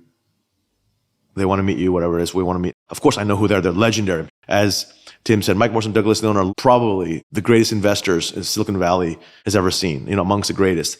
Sequoia Capital, obviously one of the greatest, if not the greatest venture capital firm in history. I go to breakfast, and it's Mike Moritz, and it's Doug, and Shailendra. So it's the four of us. And I'm sitting there, and they're asking all kinds of questions, and Mike Moritz is asking all these questions. And I will never forget it. At the end of the breakfast, Mike says, hey, Chatri, there are founders who their entire reason for being born on this planet, and he named, I think he named Bill Gates or whatever it is, for Microsoft, that were put on this earth for that one reason, to go after something gargantuan. And you are that guy for this opportunity. And he said, most founders are there for a business opportunity. They see a pain problem, a pain point in the market, and they solve the solution, and they go IPOs, or they sell the company, and then they move on to the next thing. And he just looked me in the eye and says, this is going to be a home run, no matter, because they grilled me all these different kind of questions. And the funding actually came out, $100 million funding came out of Silicon Valley. So this is the first sports investment in the history of Sequoia in Silicon Valley. So it didn't even come out of the Asia fund. It came out of the main fund to invest into one. I might be getting the years wrong, but around 2017. And if my memory serves me right, I think that was $100 million for at $1 billion valuation, around there. And man, I was in shock, because after the breakfast, which I thought went okay, it was an hour, literally 2 hours later, Shailendra says, we want to cut you a check for $100 million. 2 hours after the breakfast. So we had the breakfast at 8 in the morning. I remember 10, 11 in the morning, I'm walking, and Shailendra calls me and says, we want to put a check for $100 million. They think you're onto something special. And man, I'm eternally grateful to this day. Eternally grateful to Mike Moritz and Douglas Leone. They're unbelievable. In that 1 hour, they slice and dice in the business completely. And even me as a person, I'm telling you, this whole journey have been moments of serendipity, moments of just good blessings for us to get this far. It's mind-blowing to me, and I would never have done it if you told me do it again. I would never. It's luck. Yeah, of course, the elevator. I hope that investment banker gets a box of chocolates too every once in a while. Atin Kukreja, I'm giving a shout out to Atin Kukreja, Ripple Dot. He is the best TMT investment bank out here in Asia. Just incredible shop. What is TMT? TMT is technology, media, and telecom. Investment bank. Got it. So you did have a lot of luck with that amazing encounter in the elevator. You also had to perform in the breakfast. And those can both be true, right? So there's definitely a skill element needed to capitalize on the luck. And what I'd love to hear about, you mentioned them asking a lot of questions, slicing and dicing the business as well as you personally. I guess two things, and it may be too long ago, but to whatever degree you recollect, even an impression, what types of questions made them different from perhaps other investors in other meetings? What types of questions did they ask? And number two, what were the main pitch points from your perspective that you think made the difference? It was very interesting because I remember Mike Moritz asking very qualitative human questions about me, about my motivation, about how I hire people. It was just very qualitative. And so I didn't think the breakfast would result in investment. I thought it would just be another prolonged process. I'd have to go to Silicon Valley and be just a long, prolonged process. And he quickly sussed out, very quickly, he said, this thing is so big, this project is so big, but it's going to require a founder with unbelievable resilience. And that's why you got to find the guy who, this is his life's calling. He said, it also requires a founder who can attract and retain the very best people on the planet. And not every business plan needs that, he said. But in this case, it requires a founder that can attract and retain the very best. And he just looked me in the eye, guys, I think you're the guy. I think you're going to be able to convince broadcasters, athletes, investors, group presidents, chief commercial officers, internal and external stakeholders to build this whole thing. Man, I'm like, in 1 hour, how could he have guessed that about me? And I didn't even have that impression of myself, right? I just thought, hey, I'm a guy who loves martial arts and I'm a little bit crazy, so I have a high tolerance for risk. And I guess, even though I did almost quit in 2014, I guess I do have a little bit of resilience. But I didn't think of myself in the terms the way Mike Moritz was saying. And Doug, his questions were about the business. And he educated me in that 1 hour that what I'm sitting on in a sports property is a platform business. He's the ultimate platform business, actually. He said most tech companies, SaaS or platform, this, that, they can get broken. And he gave a great example. I don't want to name names of a tech company, but it was a relatively well-known tech company. It is a relatively well-known tech name, but he gave that example, said, 3 PhD engineers in Stanford, if they come up with the right solution, can dismantle this, at the time it was a $10 billion company. They can dismantle like that. I think I know which one that is. He said, there are no 3 engineers in this world that can dismantle what you've created right up at this point. Because at that point, we maybe had a few billion organic video views. And at that point, maybe we were in 117, 120 countries broadcast. There was clearly momentum being built, and clearly we'd broken through a lot of barriers. There's government starting getting interested in us. So he could see that different stakeholders were going to derive economic value from the platform we've built. But he could also, and he literally said this to me, and I remember it. He said, there's no engineering team in this world that can dismantle you. And that was very powerful. Most companies, tech companies, software companies can be dismantled by a great team. But does it better, faster, cheaper, or whatever, right? But no sports property, no global sports property can get dismantled in a heartbeat. Like, we now have about 500 million fans, a little over 500 million fans, globally. If I left one and I said, you have to now compete with One Championship. I'm going to look at One Championship is going to do about 40 billion organic video views this year. They have 500 million fans. They're in 190 countries, broadcast live every single week. They have the best athletes across every single discipline. Like, where do I begin? Do I fly to Amazon and say, hey, it's Chatri, do you remember me? Or do I go to our world champions and say, hey, your contract's going to end? I would not be able to replicate this, or at least, Tim, you'd have to give me, you and I would have to go raise $10 billion together, and you'd have to give me at least another 10 years to gather that many fans, to put out that many videos. We put out about 20,000 videos a year right now, right? All produced in-house. And again, Doug just nailed it. On one hand, Doug is this like business model genius that's slicing and dicing. And the other hand, Mike was slicing and dicing the human characteristics. If I was the right founder, if I was the right entrepreneur, did I have the right skills? And he really narrowed it down to the number one skill for this thing to work is a founder whose greatest strength is to attract and retain resources, or attract and retain talent, internal talent, the very best people, but the very best athletes, the very best governments, investors, and et cetera, et cetera.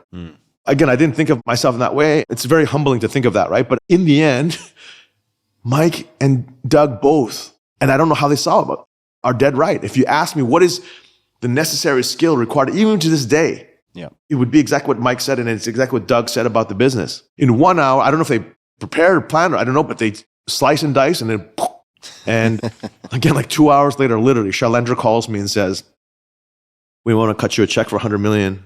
And I think it was about $1 billion valuation around there. Did you give a presentation at the beginning of the breakfast, or was it just conversation? No, I just sat down, and it was like breakfast with your uncles. It was so informal and so casual. I had a presentation prepared. I had my laptop, but it ended up just being like, how do you like your eggs? And da-da-da-da. And like, it just flowed as a conversation. Yeah. Obviously, they're legends in the business, and they've earned their reputation that way. And the experience base must be so vast in sussing out business models and founders and entrepreneurs and whatnot that they can, it's pattern recognition. They have a very well-developed water feel yes. for these things. Was there anything that you learned in all of the 100+ prior pitch meetings that you brought to bear on that conversation in terms of knowing which points to hit? I imagine they also, by that point, were very much a warm audience in the sense that Regional Sequoia had invested. They were probably pre-sold on the metrics, or their analysts or associates at Sequoia had combed over all the numbers and everything ahead of time. For sure. But was there anything after all of your pitch meeting experiences that you felt you brought to bear on that meeting? I remember that breakfast like yesterday. I just remember walking away feeling like everything was so laid back, almost disarming. I don't know, maybe their line of questioning or how they did it. It's just like, there was no gamesmanship. There was nothing. I was just like plump. Whatever they asked, the way they asked it, I felt comfortable enough to just like just give them the good, bad, and ugly of the business. Versus in the earlier days, I might have tried to paint the most positive light possible, right?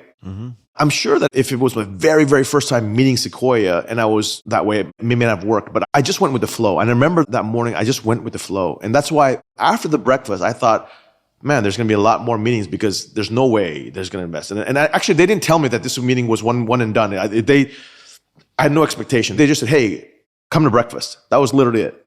And they didn't tell me anything. Okay. Yeah. And it was, again, 2 hours later that they called and said, hey, we want to put 100 million. And I was shocked because I'm like, but Doug and Mike only met me for 1 hour. But they're legends for a reason, right? I don't know. I mean, they're a lot smarter than I am. So what do I know? Well, I think you know a thing or two, it would seem. Or you're doing a great job of faking it. Either way, it seems to be working out for you. I know a lot about martial arts. How about that? I know a lot about fighting. Yeah, that's true. And I don't want you to over short sell yourself in some other departments. So let me ask you a little bit more about the business side. Sure. Whether it was before the Sequoia meeting or afterwards, what were the most important broadcaster / platform deals? Of course, I'm based in the US, so Amazon Prime leaps to my mind, but maybe that wasn't the most important, because sometimes, as you know, to grease the path for all of your future larger customers, you need one marquee customer. And maybe the marquee customer was not in the US, it was somewhere else that kind of de-risked the proposition for other folks like Amazon Prime. I have no idea. So I'm just curious what some of the most important initial dominoes were in that kind of broadcaster ecosystem and how they happen. I don't know where I read this, but I read this saying of like, go chase your dream and the path will appear. Okay. And the people will appear. Something along that lines. Okay. I'm screwing up the quote, but when I started this thing, it is crazy how much luck, again, just like that breakfast I said, right? But around that same time, a guy named Fabian Stechel from CAA, which CAA is the second largest agency business, right? They do media rights for all the major sports properties. They have all the major Hollywood stars, and it's huge talent agency. Yeah, exactly. Very proud, but they do all the sports media rights properties and negotiations. Literally, in 2016, 2007, around that same time period, Fabian and we met over video call because one of the divisions within CA was looking at potentially investing in us. Mm-hmm. And Fabian and I just hit it off. And he's based in New York. What is his job, or what was his job there? Oh, he's still there. He's a very senior person. He's basically in charge of selling media rights for properties, for the biggest sports properties. I gotcha. I think he did NASCAR. I forget which ones, but the very big ones, MLB, etc. And again, like almost 10 years ago, he spotted us. He was in this meeting where the investment arm of CA was looking to invest at an early stage company like ours. And Fabian was from the media rights side, and Fabian and I hit it off. And he actually was the one that helped orchestrate this Amazon deal. But that's what I mean, Tim. Along the way, so many incredible people appeared and just suddenly believed in what we were doing, believed in that the world needed a major global sports property out of the continent of Asia. Because if you think about it, all the big sports properties around the world, global sports properties, only came from the West. Mm-hmm. We're literally the first and only global sports property coming out of the East, sending content around the world, okay? Maybe they saw that the addressable market was huge. Maybe they saw the brand. It's hard for me to know exactly. How did you initially connect with, was it Fabian? Yeah, CAA. Did you just get a cold email one day? So I might be getting the dates wrong, but I think when Sequoia announced they invested in us, that came with a lot of interest. Yeah, for sure. Right? Yeah. Mike Morris, Douglas, investing in one. Again, CAA's division that invests contacted us and we did a call. But what transpired from there was a friendship with Fabian. And again, he was instrumental in helping us crack the US market. And CAA was also instrumental in getting us Sky Sports in the UK. You know, that's the biggest sports broadcaster. It's the ESPN of whatever it is, of the UK of Europe. Huge. It's literally one thing after another. I'll give you a great example, okay? Another great example. I am on this panel for Milken Institute. It's a conference, a business conference. I'm on this sports panel. And literally next to me is a name, now a very close brother, a friend, named Hassan Al-Tawadi, who at the time was chairman of FIFA Qatar, the World Cup Qatar. And this was also like 8 years ago. So we're sitting on a panel, and then it's NBA, and then it's F1. And they just sat us next to each other. And Hassan turns to me and says, Chatri, I want to meet you afterwards. I said, oh yeah, of course. We have this meeting, and he's like, Chatri, I've been doing Muay Thai for like 5 years. I love Demetrius Johnson. I love Rotang. And we had this 1 hour powwow, and I'm like thinking, this is the chairman of Qatar World Cup, which is going to be happening in, I think, I don't know, 4 or 5 years from now, right? And he's like, Chatri, hey, why don't you come to Qatar? I want to show you around. Hassan. And we became very fast friends. And I flew to Qatar for the first time during COVID in 2020. Everything was shut down. I got some special visa to leave the country of Singapore and got some special visa to be allowed to enter Qatar. I go there, and now I've been to Qatar, and Qatar is literally like a second home to me now.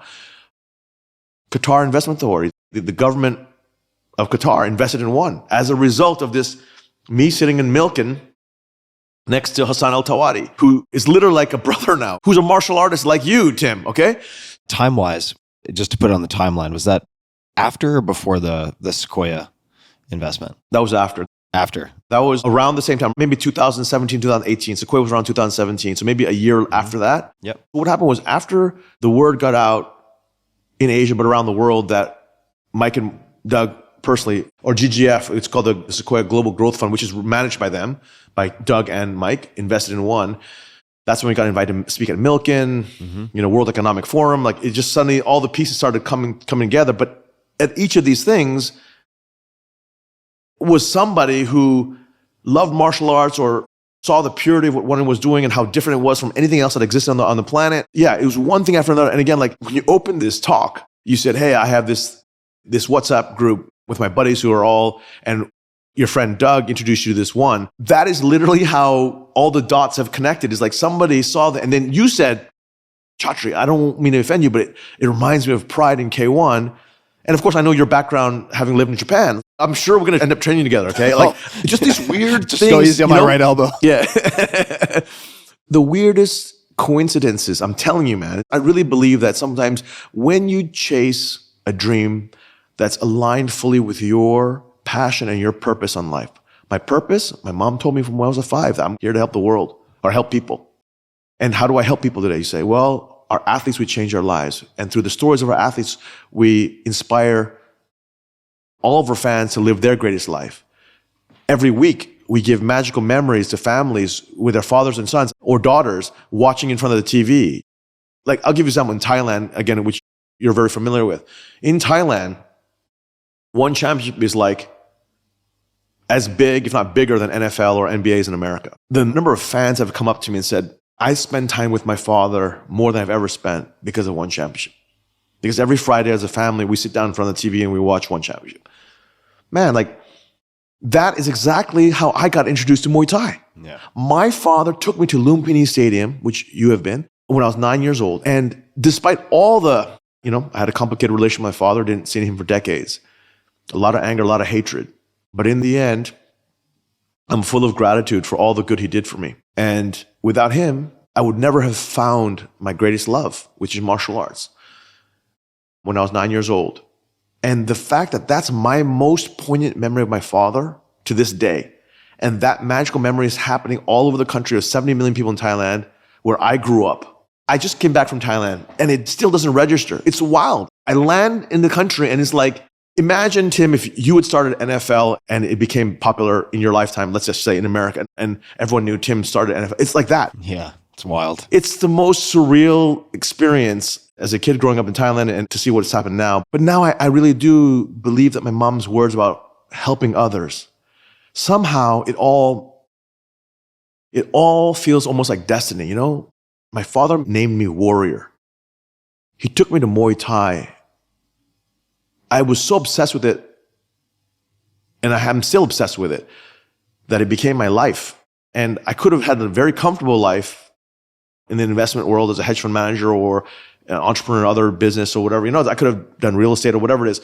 But somehow, it's the weirdest thing. I just feel like my destiny is to be here, right at this moment, and everything that came with it. And all the good, bad, and ugly that happened in my life somehow have led me to this moment, right? Sorry to be a little bit cornball with you. I'm a very philosophical guy. I think deeply about the meaning of life, and I think deeply about what is it that I want to do. Do meaning that I don't own a lot of fast cars. I own a Toyota.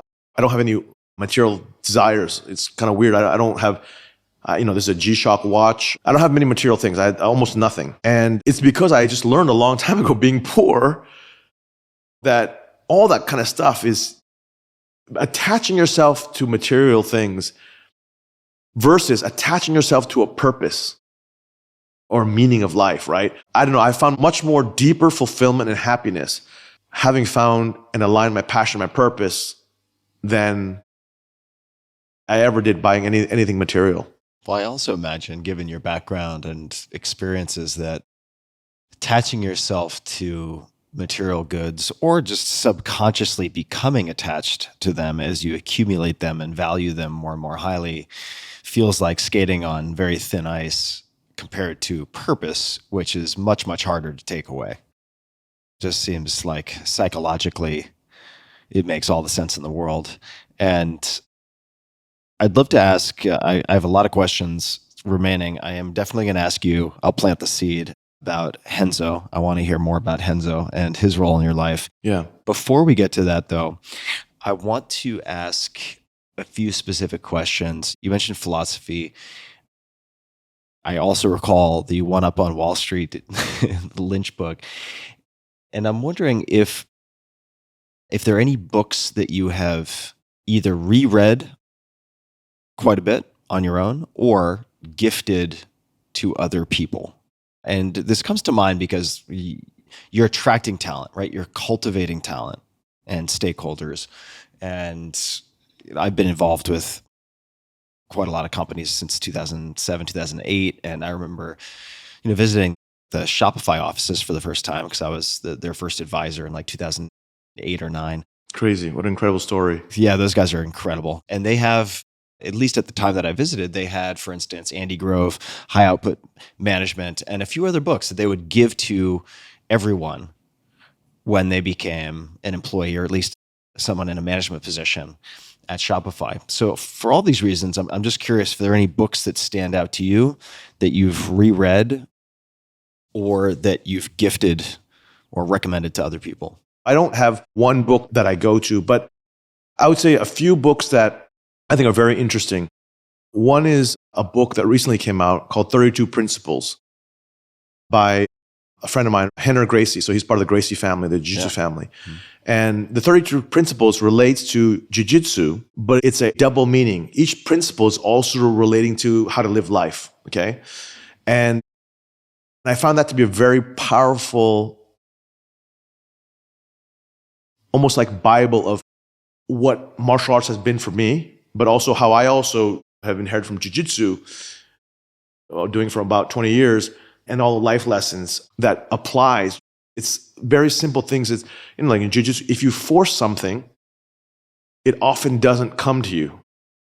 If you align and connect and you go with the flow, you'll be able to catch that submission. Mm-hmm. You'll be able to choke someone out or get an armbar, whatever it is. But oftentimes when you go for something directly and you force it, it's a very good analogy for life. You know, certain things that you can't force passion or purpose. It's either that's your true self or you're faking it. If you're faking it to yourself, you only get so far and you'll fake it to the world. That's one book that I think I would recommend anybody to read, whether you do jiu-jitsu or not. There's a lot of powerful lessons in that. And sorry, it's very martial arts because I'm always martial arts obsessed. Another person that I think books, and there's a lot of books on Bruce Lee. Bruce Lee is someone, and people may not truly understand. Bruce Lee was, yes, he was a world-class martial artist, but he was a very deep person in how he thought about life and meaning of life. And so reading his philosophies has always had a major impact. The Tao of Jeet Kune Do, his first martial arts book, but there's a lot of stuff on Bruce Lee about how he lived life and all that. And one quote that comes to mind is, he said many, many, many years ago, right, when he was alive, don't pray for an easy life. Pray for the strength to endure a hard one. And the meaning of that, why would you want to do that? You pray for the strength for a hard one because a hard life is often a meaningful life. Love, pain, suffering. Because you're pursuing something oftentimes bigger than yourself that there involves love, pain, and suffering such that the path is going to be hard. Praying for an easy life means you wasted your potential as a human being. I have an easy life, meaning I never was given a challenge. I was in the lap of luxury my whole life, or whatever it is, or I had food on my plate. I never went through any adversity. So Bruce Lee is someone I talk a lot about, I quote a lot, but I also look at even modern day heroes, including our athletes and their stories in terms of whenever, like we'll have a company meeting, and it's completely unrelated to martial arts, but every month we have an award called Be Like Nick. Goes to the employees, our teammates who go above and beyond the call of duty in their work and do the extraordinary. And we tell the story of it. And why is it called like Be Like Nick? Because it's about Nick Vujicic. So there's this motivational speaker who's born with no arms and no legs. I don't know if you know Nick Vujicic. Yeah, I think I've shared his videos in my newsletter actually years ago. I think he's from Australia. He's born with no arms and legs. Tried to commit suicide when he was 9 by drowning himself in the bathtub because he was endlessly bullied and had no future, and his mom saved him. Incredible life story, and incredible optimism and sense of if he can make it and become one of the world's greatest motivational speakers. He has a beautiful wife. I think he has 3 kids. Incredible life. And we started this Be Like Nick award several years ago. And those are my tools for how to teach, because I just feel like sometimes for me as a leader, if you hand people books, they may or may not read them, but they may or may not that's not how they learn. Mm-hmm. I find storytelling to be the most powerful way to live and exemplify the values of your company, of your organization, by Be Like Nick, these stories, rather than say, everyone be good, don't lie, don't cheat, or whatever it is, the values, right? It's better to tell stories of real life heroes within your own company that exemplify your values, that exemplify what it means to do extraordinary things, and hence be like Nick. And I know I'm not answering a question directly about books. There's so many books I would, so if you want to know about investing. Bridging to the storytelling is great. I mean, it can be a physical book, but it's more a metaphor for teaching, right? In this particular case, learning/teaching. So I think the storytelling maps into that. Are there any people who you have looked up to or who you admire for their storytelling ability? It could be within the world of business. I remember one of my most nerve-wracking interviews very, very early on that I had was with Ed Catmull, who at the time was president of Pixar. And he wrote a book called Creativity Inc. And it talks about storytelling quite a lot. The reason that was so nerve-wracking is the first person I did not know who I interviewed on the podcast.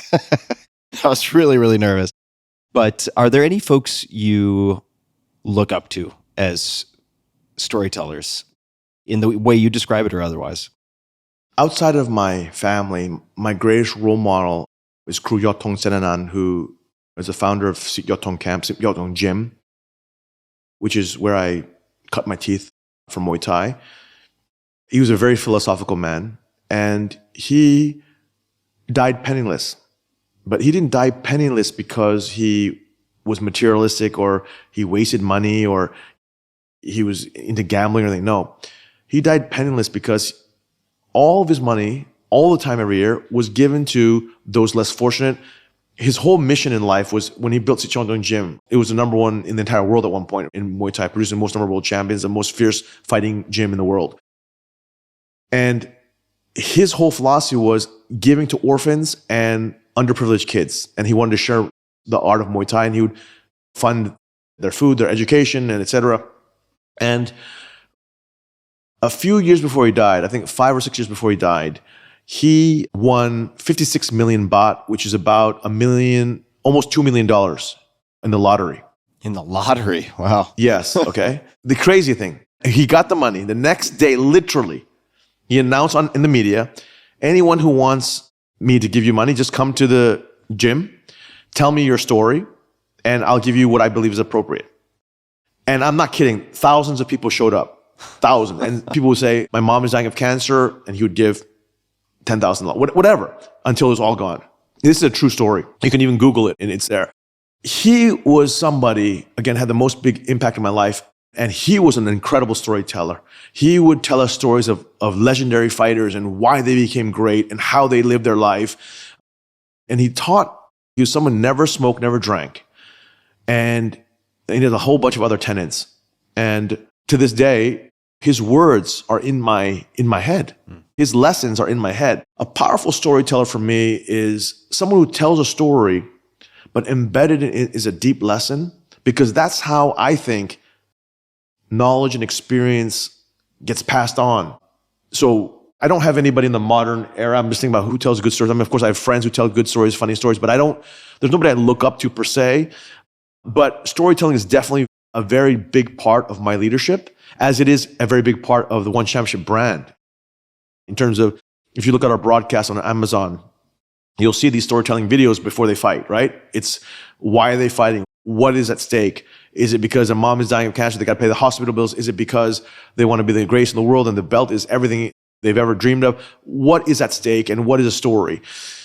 Because that's what we believe, okay? Yes, there's going to be a fantastic knockout, and you and your buddies will appreciate it because it's martial arts at the highest levels. By the way, Tim, we haven't announced it yet, but we have a major event in Tokyo later this year. Oh, man. I haven't announced it. I won't give the date yet, but I would like to invite you as my personal guest to come to Tokyo. We sit cage side together, okay? And Sayama Sensei will be there. Oh, man. Just because of your background. And I'm telling you. Thank you. That's amazing. When you sit there and you watch all the videos, all the life stories, you'll walk away, Tim Ferriss, with a magical memory and some powerful lesson. You're in the incredible seat of meeting so many different incredible human beings, and you have extraordinary human beings your whole career, that it might not be that special, but I promise you, given your background of loving Japan, speaking Japanese, loving martial arts, and being who you are, you will love sitting there. And then I'll take you backstage, you'll see the speech, you go meet the guys. That, for me, is storytelling. Yeah. You walk away with some powerful memories and lessons, and I'm inviting you for real. All so right. Yes, I would absolutely love to do that. So you can let me know the dates yes, on the bat phone. That sounds amazing. And I think I actually bumped into Sayama Satoru once when I was like 15 or 16 because I saved up all my money and I went to one Shuto match. Amazing. And then the announcers were like, Sayama Satoru Shodai Taiga Mask. And then he came out and did the whole thing. And I just remember being so in awe also of the guy's thighs, the size of his legs and his head kicks. Yeah. Just unbelievable. But that sounds like an amazing experience. So thank you for that invitation. I would love to talk about that. Yes. So Chatri, I'd love to ask you just some real quick kind of paint by the numbers one questions.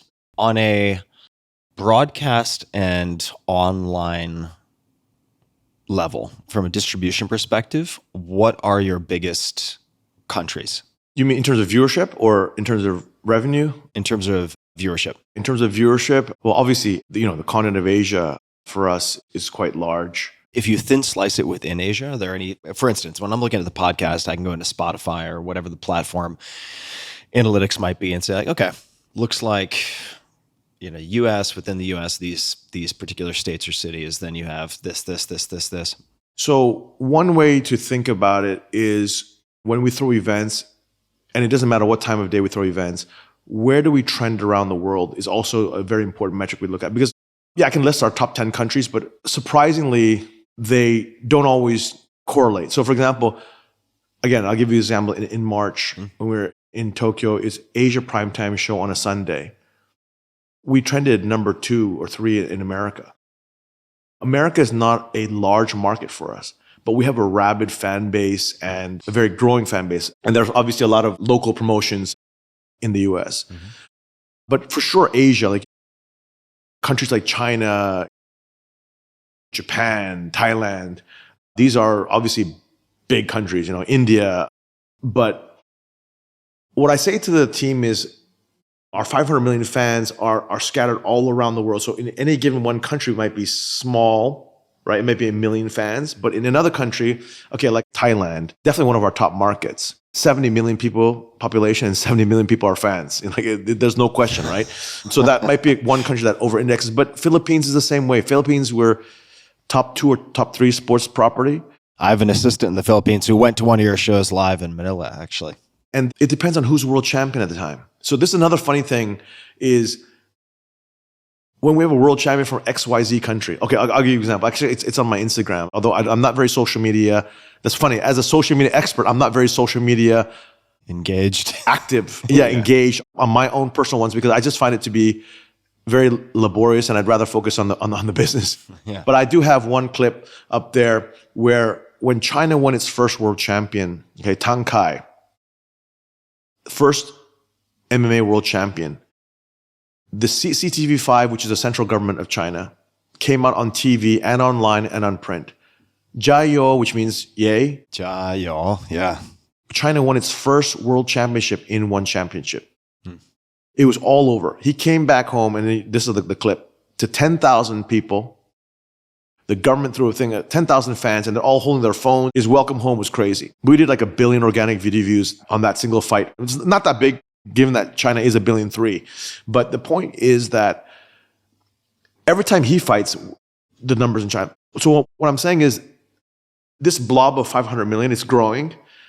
But what we have seen is that the pockets of popularity depends on, who's the most popular world champions at the time, where are they fighting, what country, right? So like recently in Japan, our numbers just blew up, right? In March, as I mentioned, because of the Saitama event. But previously to that, Takeru had fought, but he blew up because he unfortunately got knocked out in the first round. I mean, the best way to think about it, it's a blob, and the blob around the world ebbs and flows based on where the events are, what time zones, because sometimes we have US primetime events, sometimes it's Asia primetime, and sometimes we're throwing events in Denver, and sometimes we're in Doha, Qatar. So I think that's the best way to describe it. Mm-hmm. But every metric we look at, depending on country, I think almost every country I look at, because I get these stats across the world, 2x, 3x, 4x. If it's 4x, it's obviously usually a small base. These are the kind of numbers. We have hockey stick charts like almost every week. I don't know of a country that is down. Yeah. And just off the top of my head. Combat sports is growing so fast. Yeah, totally. That's a long-winded answer, I know, but it's because I'm telling you, like last year, 100% it was Thailand was our number one, but this year, not necessarily. Like it depends on the year, on what is popular, right? Yeah. 4 years ago, it was China for sure, right? So, or 3 years ago.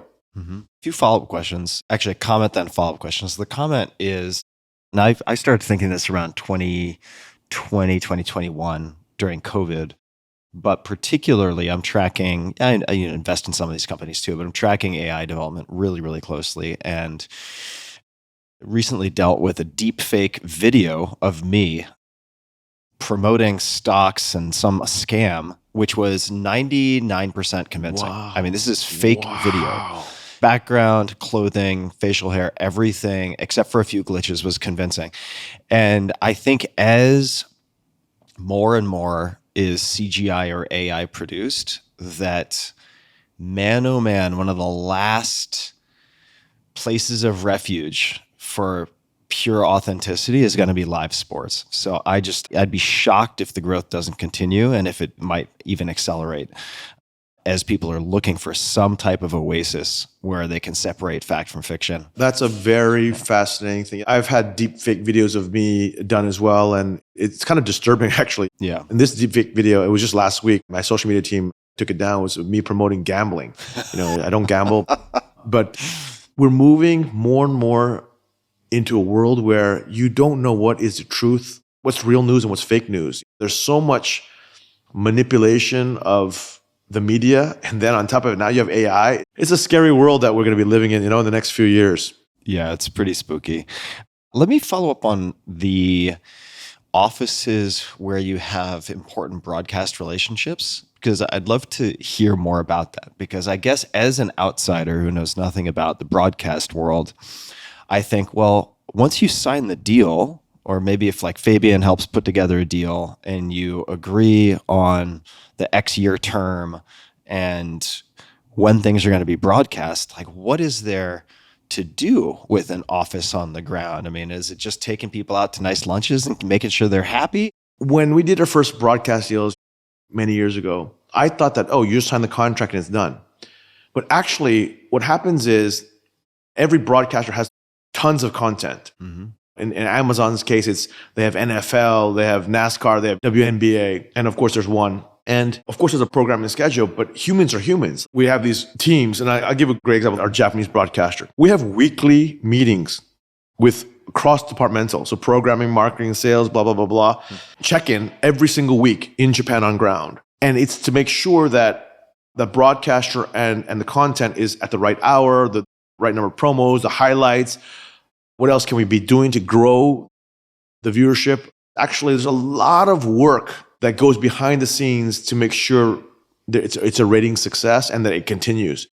The types of athletes, I'll give you an example. So our broadcast partner in Japan, Unex, asked me to sign some Japanese superstars as an example. So having a deep and strong partnership is very, very important. But also, usually we have a team, of course, with broadcast partnership, but we'll have a team of social media experts as well and athlete ecosystem scouts, okay? So there's kind of three pillars that once you establish a very strong partnership with a broadcast partner, you have a broadcast team that manages everything from marketing and sponsorship sales and promos and highlights and different time slots and shoulder content. And then, of course, social media, you want to make sure you're blowing up social media so that you're culturally relevant in that country with the athletes, and there's content you're always making, and of course the athletes are competing, so you can also do that. And then the third leg is obviously athlete ecosystem. I'd say those are the three prongs, or three pillars rather, that whether it's China or the US or Japan or Thailand or whatever, or Philippines, where we have folks, it's usually those three pillars that are at work. I'd love to just draw up a quick comparison of, say, physical retailers, because I've been learning a lot more about this outside of books. I learned about it within the realm of books and book distribution, but have learned more and more about truly mass retail, which is, it's just wild how much of an impact mass retail has. Online, yes, like Amazon is a big deal, but predominantly physical retail is still just enormous. Also just for food security in the US, which is kind of wild to think about. But the reason I'm bringing it up is that I'm wondering, and different broadcasters must vary widely. But in the, say, retail space, you go into a large retailer in the US, it's like, okay, if you want an end cap instead of placement down at the knee, then chances are you might have to pay for it, right? You want better placement, or you want them to sell internally to store managers or people who make buying decisions. Well, you may have to pay for that, like co-op advertising fees and so on. They're also going to want to know, in many cases, what you're doing to drive consumers to them as a retailer slash distributor, right? And I'm wondering if there are similar types of asks of one from broadcasters. 100%. So in the media industry, you're either the it content or you're not. Mm-hmm. And if you look at the history of the 13 years of one, there were partnerships in the early days where I just had to give the content for free. Mm-hmm. I'm like, hey, here are the metrics on social. Please put it on TV. Mm-hmm. And Asia at the time was predominantly still free-to-air TV. It slowly transitioned to digital, but the vast majority, I'd say like maybe 2/3 of the content is still free-to-air TV. But as we became more and more popular and, again, a champion in China or wherever, and the popularity rises, then of course, the ecosystem, whether it's B2B, B2G, it coalesces. What's B2G? I haven't heard that before. What is that? Government.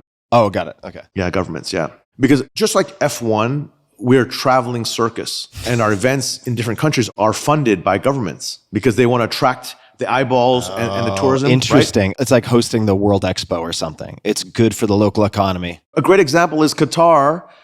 They did World Cup, and what was the after? Okay, so it's actually one champ. F1, they have a few big global sports properties that the governments, the tourism bodies have funded, right? So we're different countries.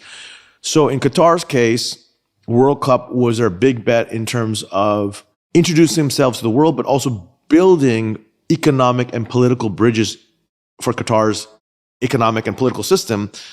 But also, again, an introduction, here's Qatar, right? What better way to do it than with the Qatar World Cup, where a few billion people watch for the whole World Cup? It ended up being the best World Cup in history, right?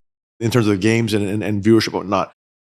But how many CEOs flew in and politicians, and how many deals were done? And it has been a major catalyst for Qatar's economy and political landscape.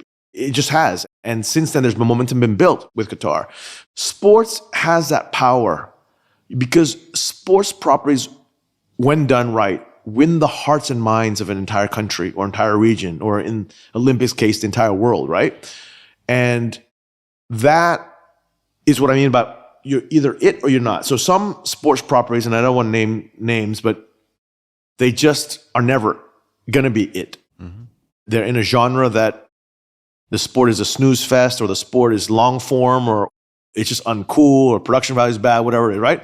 And not being the it thing means you don't have leverage. Correct. You're not in a good position. Right. Yeah. And in the case of one, again, it's shades of gray, just as it is for NBA. NBA is very strong in America, very strong in Philippines. But Thailand, no one cares about basketball. So every global sports property has this like shades of gray and zones where they're very, very popular and they're it. And you can command a very big price for media rights. So it's exactly like retail. If you have a hot it product that regularly sells out with a very, very fast inventory turns, the shelf space they're going to give you is premium, and the retailer will probably give you a rebate back because it's such a great product and it pulls consumers into the stores. Same thing. So a broadcaster will have 30 different types of programming, news, sports, this, that, da, da, da, da, da. But of course, the crown jewels is the ones that drive viewership, drive cultural relevance.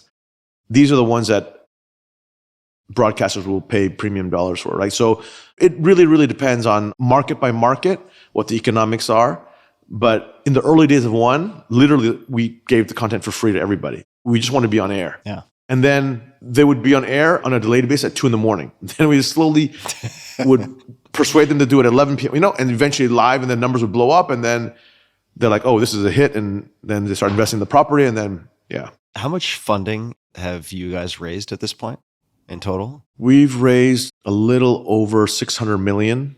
Mm-hmm. But the beauty of the sports business Even NBA has about 1,000 employees globally, total, full stop. It's a $70 billion property because it's an asset-light business that's a platform business that at the end of the day rests on the brand and the media rights. Okay, of course, athletes.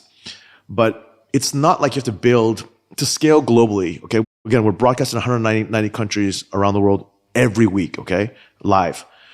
It's not like we have to build a factory in 190 countries. We don't need to raise $10 billion. We don't need 20,000 people. Mm-hmm. I think, if I'm not mistaken, very mature sports properties might have 2,000 people maximum. WWE, I think, has, that's not sports, but it's pseudo sports. That's about 2,000 employees. Mm-hmm. I think it's around there. And that's the beauty of this business. So $600 million is a lot of money, but it's not a lot of money when you think about the viewership that we have, how big we are, right? How popular we are around the world. When you think about our status as a top 10 global sports property. Yeah. I think that's also why people love software companies. Although I would argue that, for what Doug Leone was saying, sports properties are far more enduring than a typical SaaS company is, or typical tech startup is. Yeah, no, exactly. I mean, it's like I've been involved with companies and seen companies that have raised multiple billions of dollars in their seed series or their series A, right? Yeah. And yes, on one hand, you have the potential for 100x return, or if you're lucky, 1,000x return. Like that is possible, but also a few PhDs in a lab could design something that completely destroys that company.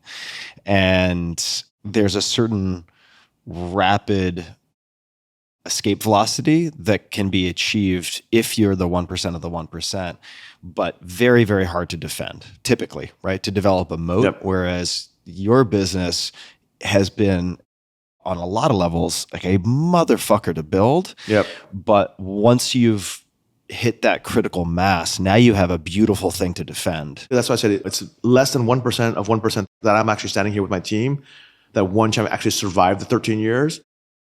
And the fact that our metrics are just continue to explode is mind-boggling to me. But we've hit that point now, like any competitor to one would have to invest a minimum, I think, of a few $1 billion and at least a decade to be able to catch up with us. But by then, our own metrics will be, multiples of what it is today, right? Yeah. If people are looking for business opportunities, they'll choose something else rather than try to scale Everest backwards. We didn't get to say much about Renzo Gracie, but I want to at least give a shout out to Renzo. Yes. Because I've only met him very briefly, but what a sweet guy. Also an incredible technician and teacher. And I still remember also some of his finishes from back in the day, like Oleg Taktarov. Oh my God. Like from the back, heel to the face, basically kip up to run across the ring. And it's just incredible. You're right. It's Oleg Taktarov, and he was called the Russian Bear, was his nickname. Yeah. Renzo was on his back, and then Oleg came in, and then he got up kick, boom, he falls down.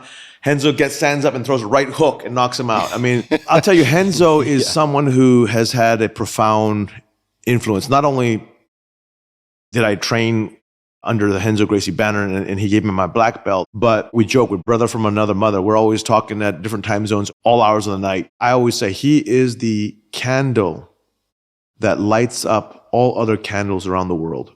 The number of students like myself that he has all over the world, okay, that are carrying the torch of Renzo Gracie Jiu-Jitsu, but equally important, carrying his values as a human being of, he's genuinely the most generous person I've ever met in my whole life. Generous of his time, of his heart, anything he can do. He's just genuinely. And he and I have been close friends for 20 years plus now, or almost 20 years rather. And actually, he came to the very first One Championship show. He flew from New York all the way here just to attend the first one. And at that time, we were just a startup, a tiny little show. But that's the kind of guy he is. And I don't know if you know, he had his last professional MMA fight in One Championship. He was 52 years old, came back and fought Pride legend Yuki Kondo in Philippines. 20,000 people stayed him. It was crazy. And he wins by the most unbelievable, beautiful submission. And then he's on his cornerman's shoulders and he's out there and the fans go crazy. And that's Renzo. I mean, and he gave this incredible speech about age is just a number. And whatever you set your mind and your dreams are, go it and live your dreams and have the guts to be who you really are. And that's his last fight. Yeah, I did not know that. That's incredible. Yeah. Wow. He gave that to me as a gift. I mean, I'm telling you, like, of course we paid him, but I'm saying he did not have to fight at 52 years old. Because I said, hey, Renzo, can you fight? I'd love you to have your last fight in one. And again, he's 50, but he's just epic. He's such a friend. And he did it because he wanted to help grow one champion. He wanted to grow our popularity. He knew that if he fought in it, he'd bring the Gracie family name with it, and people be intrigued about this is his last fight of his career, right? So it's a lot of crazy epic stories, he was actually in Qatar in February at our show. He was in Abu Dhabi for something, but then he came over to Qatar. But he's given me so much about jiu-jitsu knowledge, but he's given much more about how to live life. And it goes back to what my mother said, you have to help others.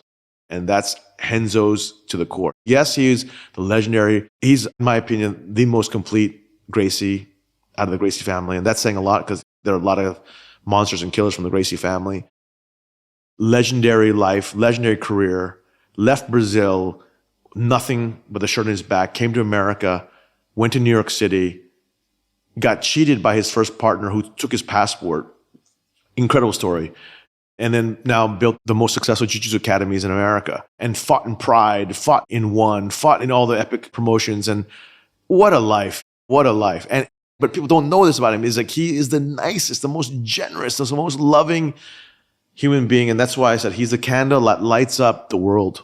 He's one of a kind. So deep bow to Renzo. And for people who want to look him up, Renzo, that is Brazilian Portuguese with an R, R-E-N-Z-O. Gracie. I'm actually wearing his shirt to represent.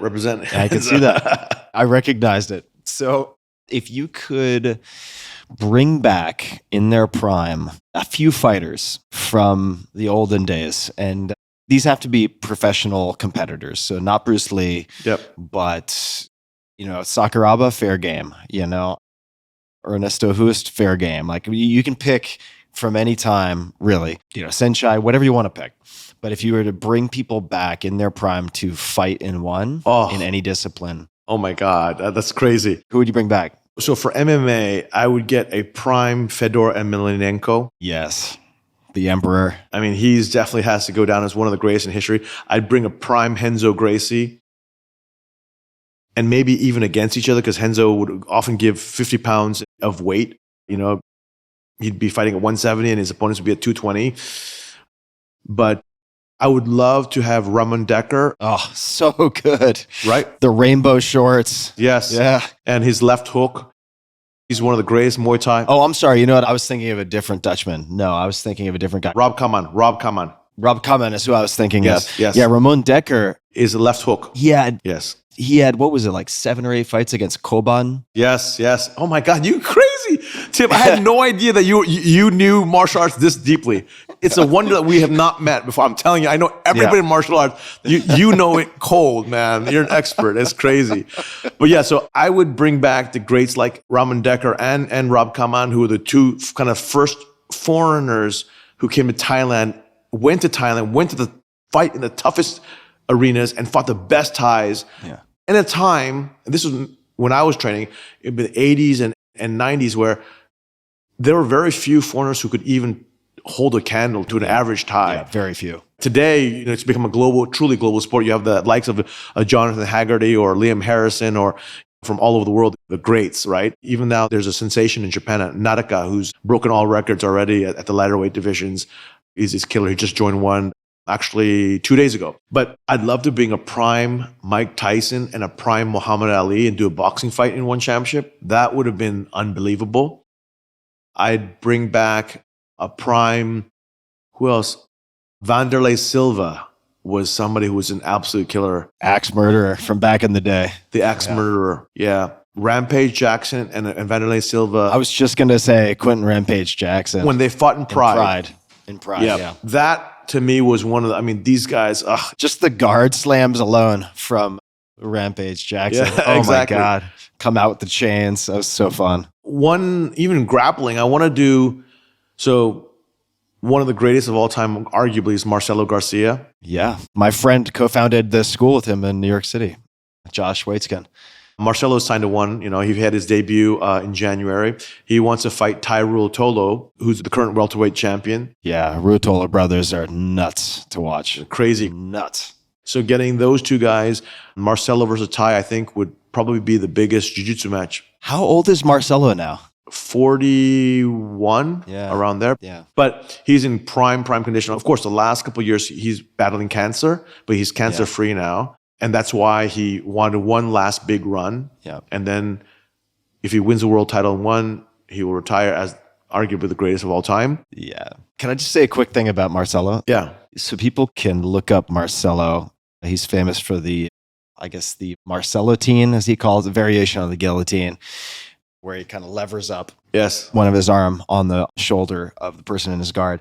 But Marcelo, number one, absolutely one of the sweetest human beings I've ever met in my life. Yes. So soft-spoken and just a deeply, deeply kind human. Yes. Secondly, as my friend described it, is able to turn himself on and off better than almost any athlete I've seen, where he would literally, they'd have to find him before his world championship bout, let's just say in a tournament or a finals match for the world championships, because he would be taking a nap under a bleacher. Yeah. And they would be like, Marcelo, you're up.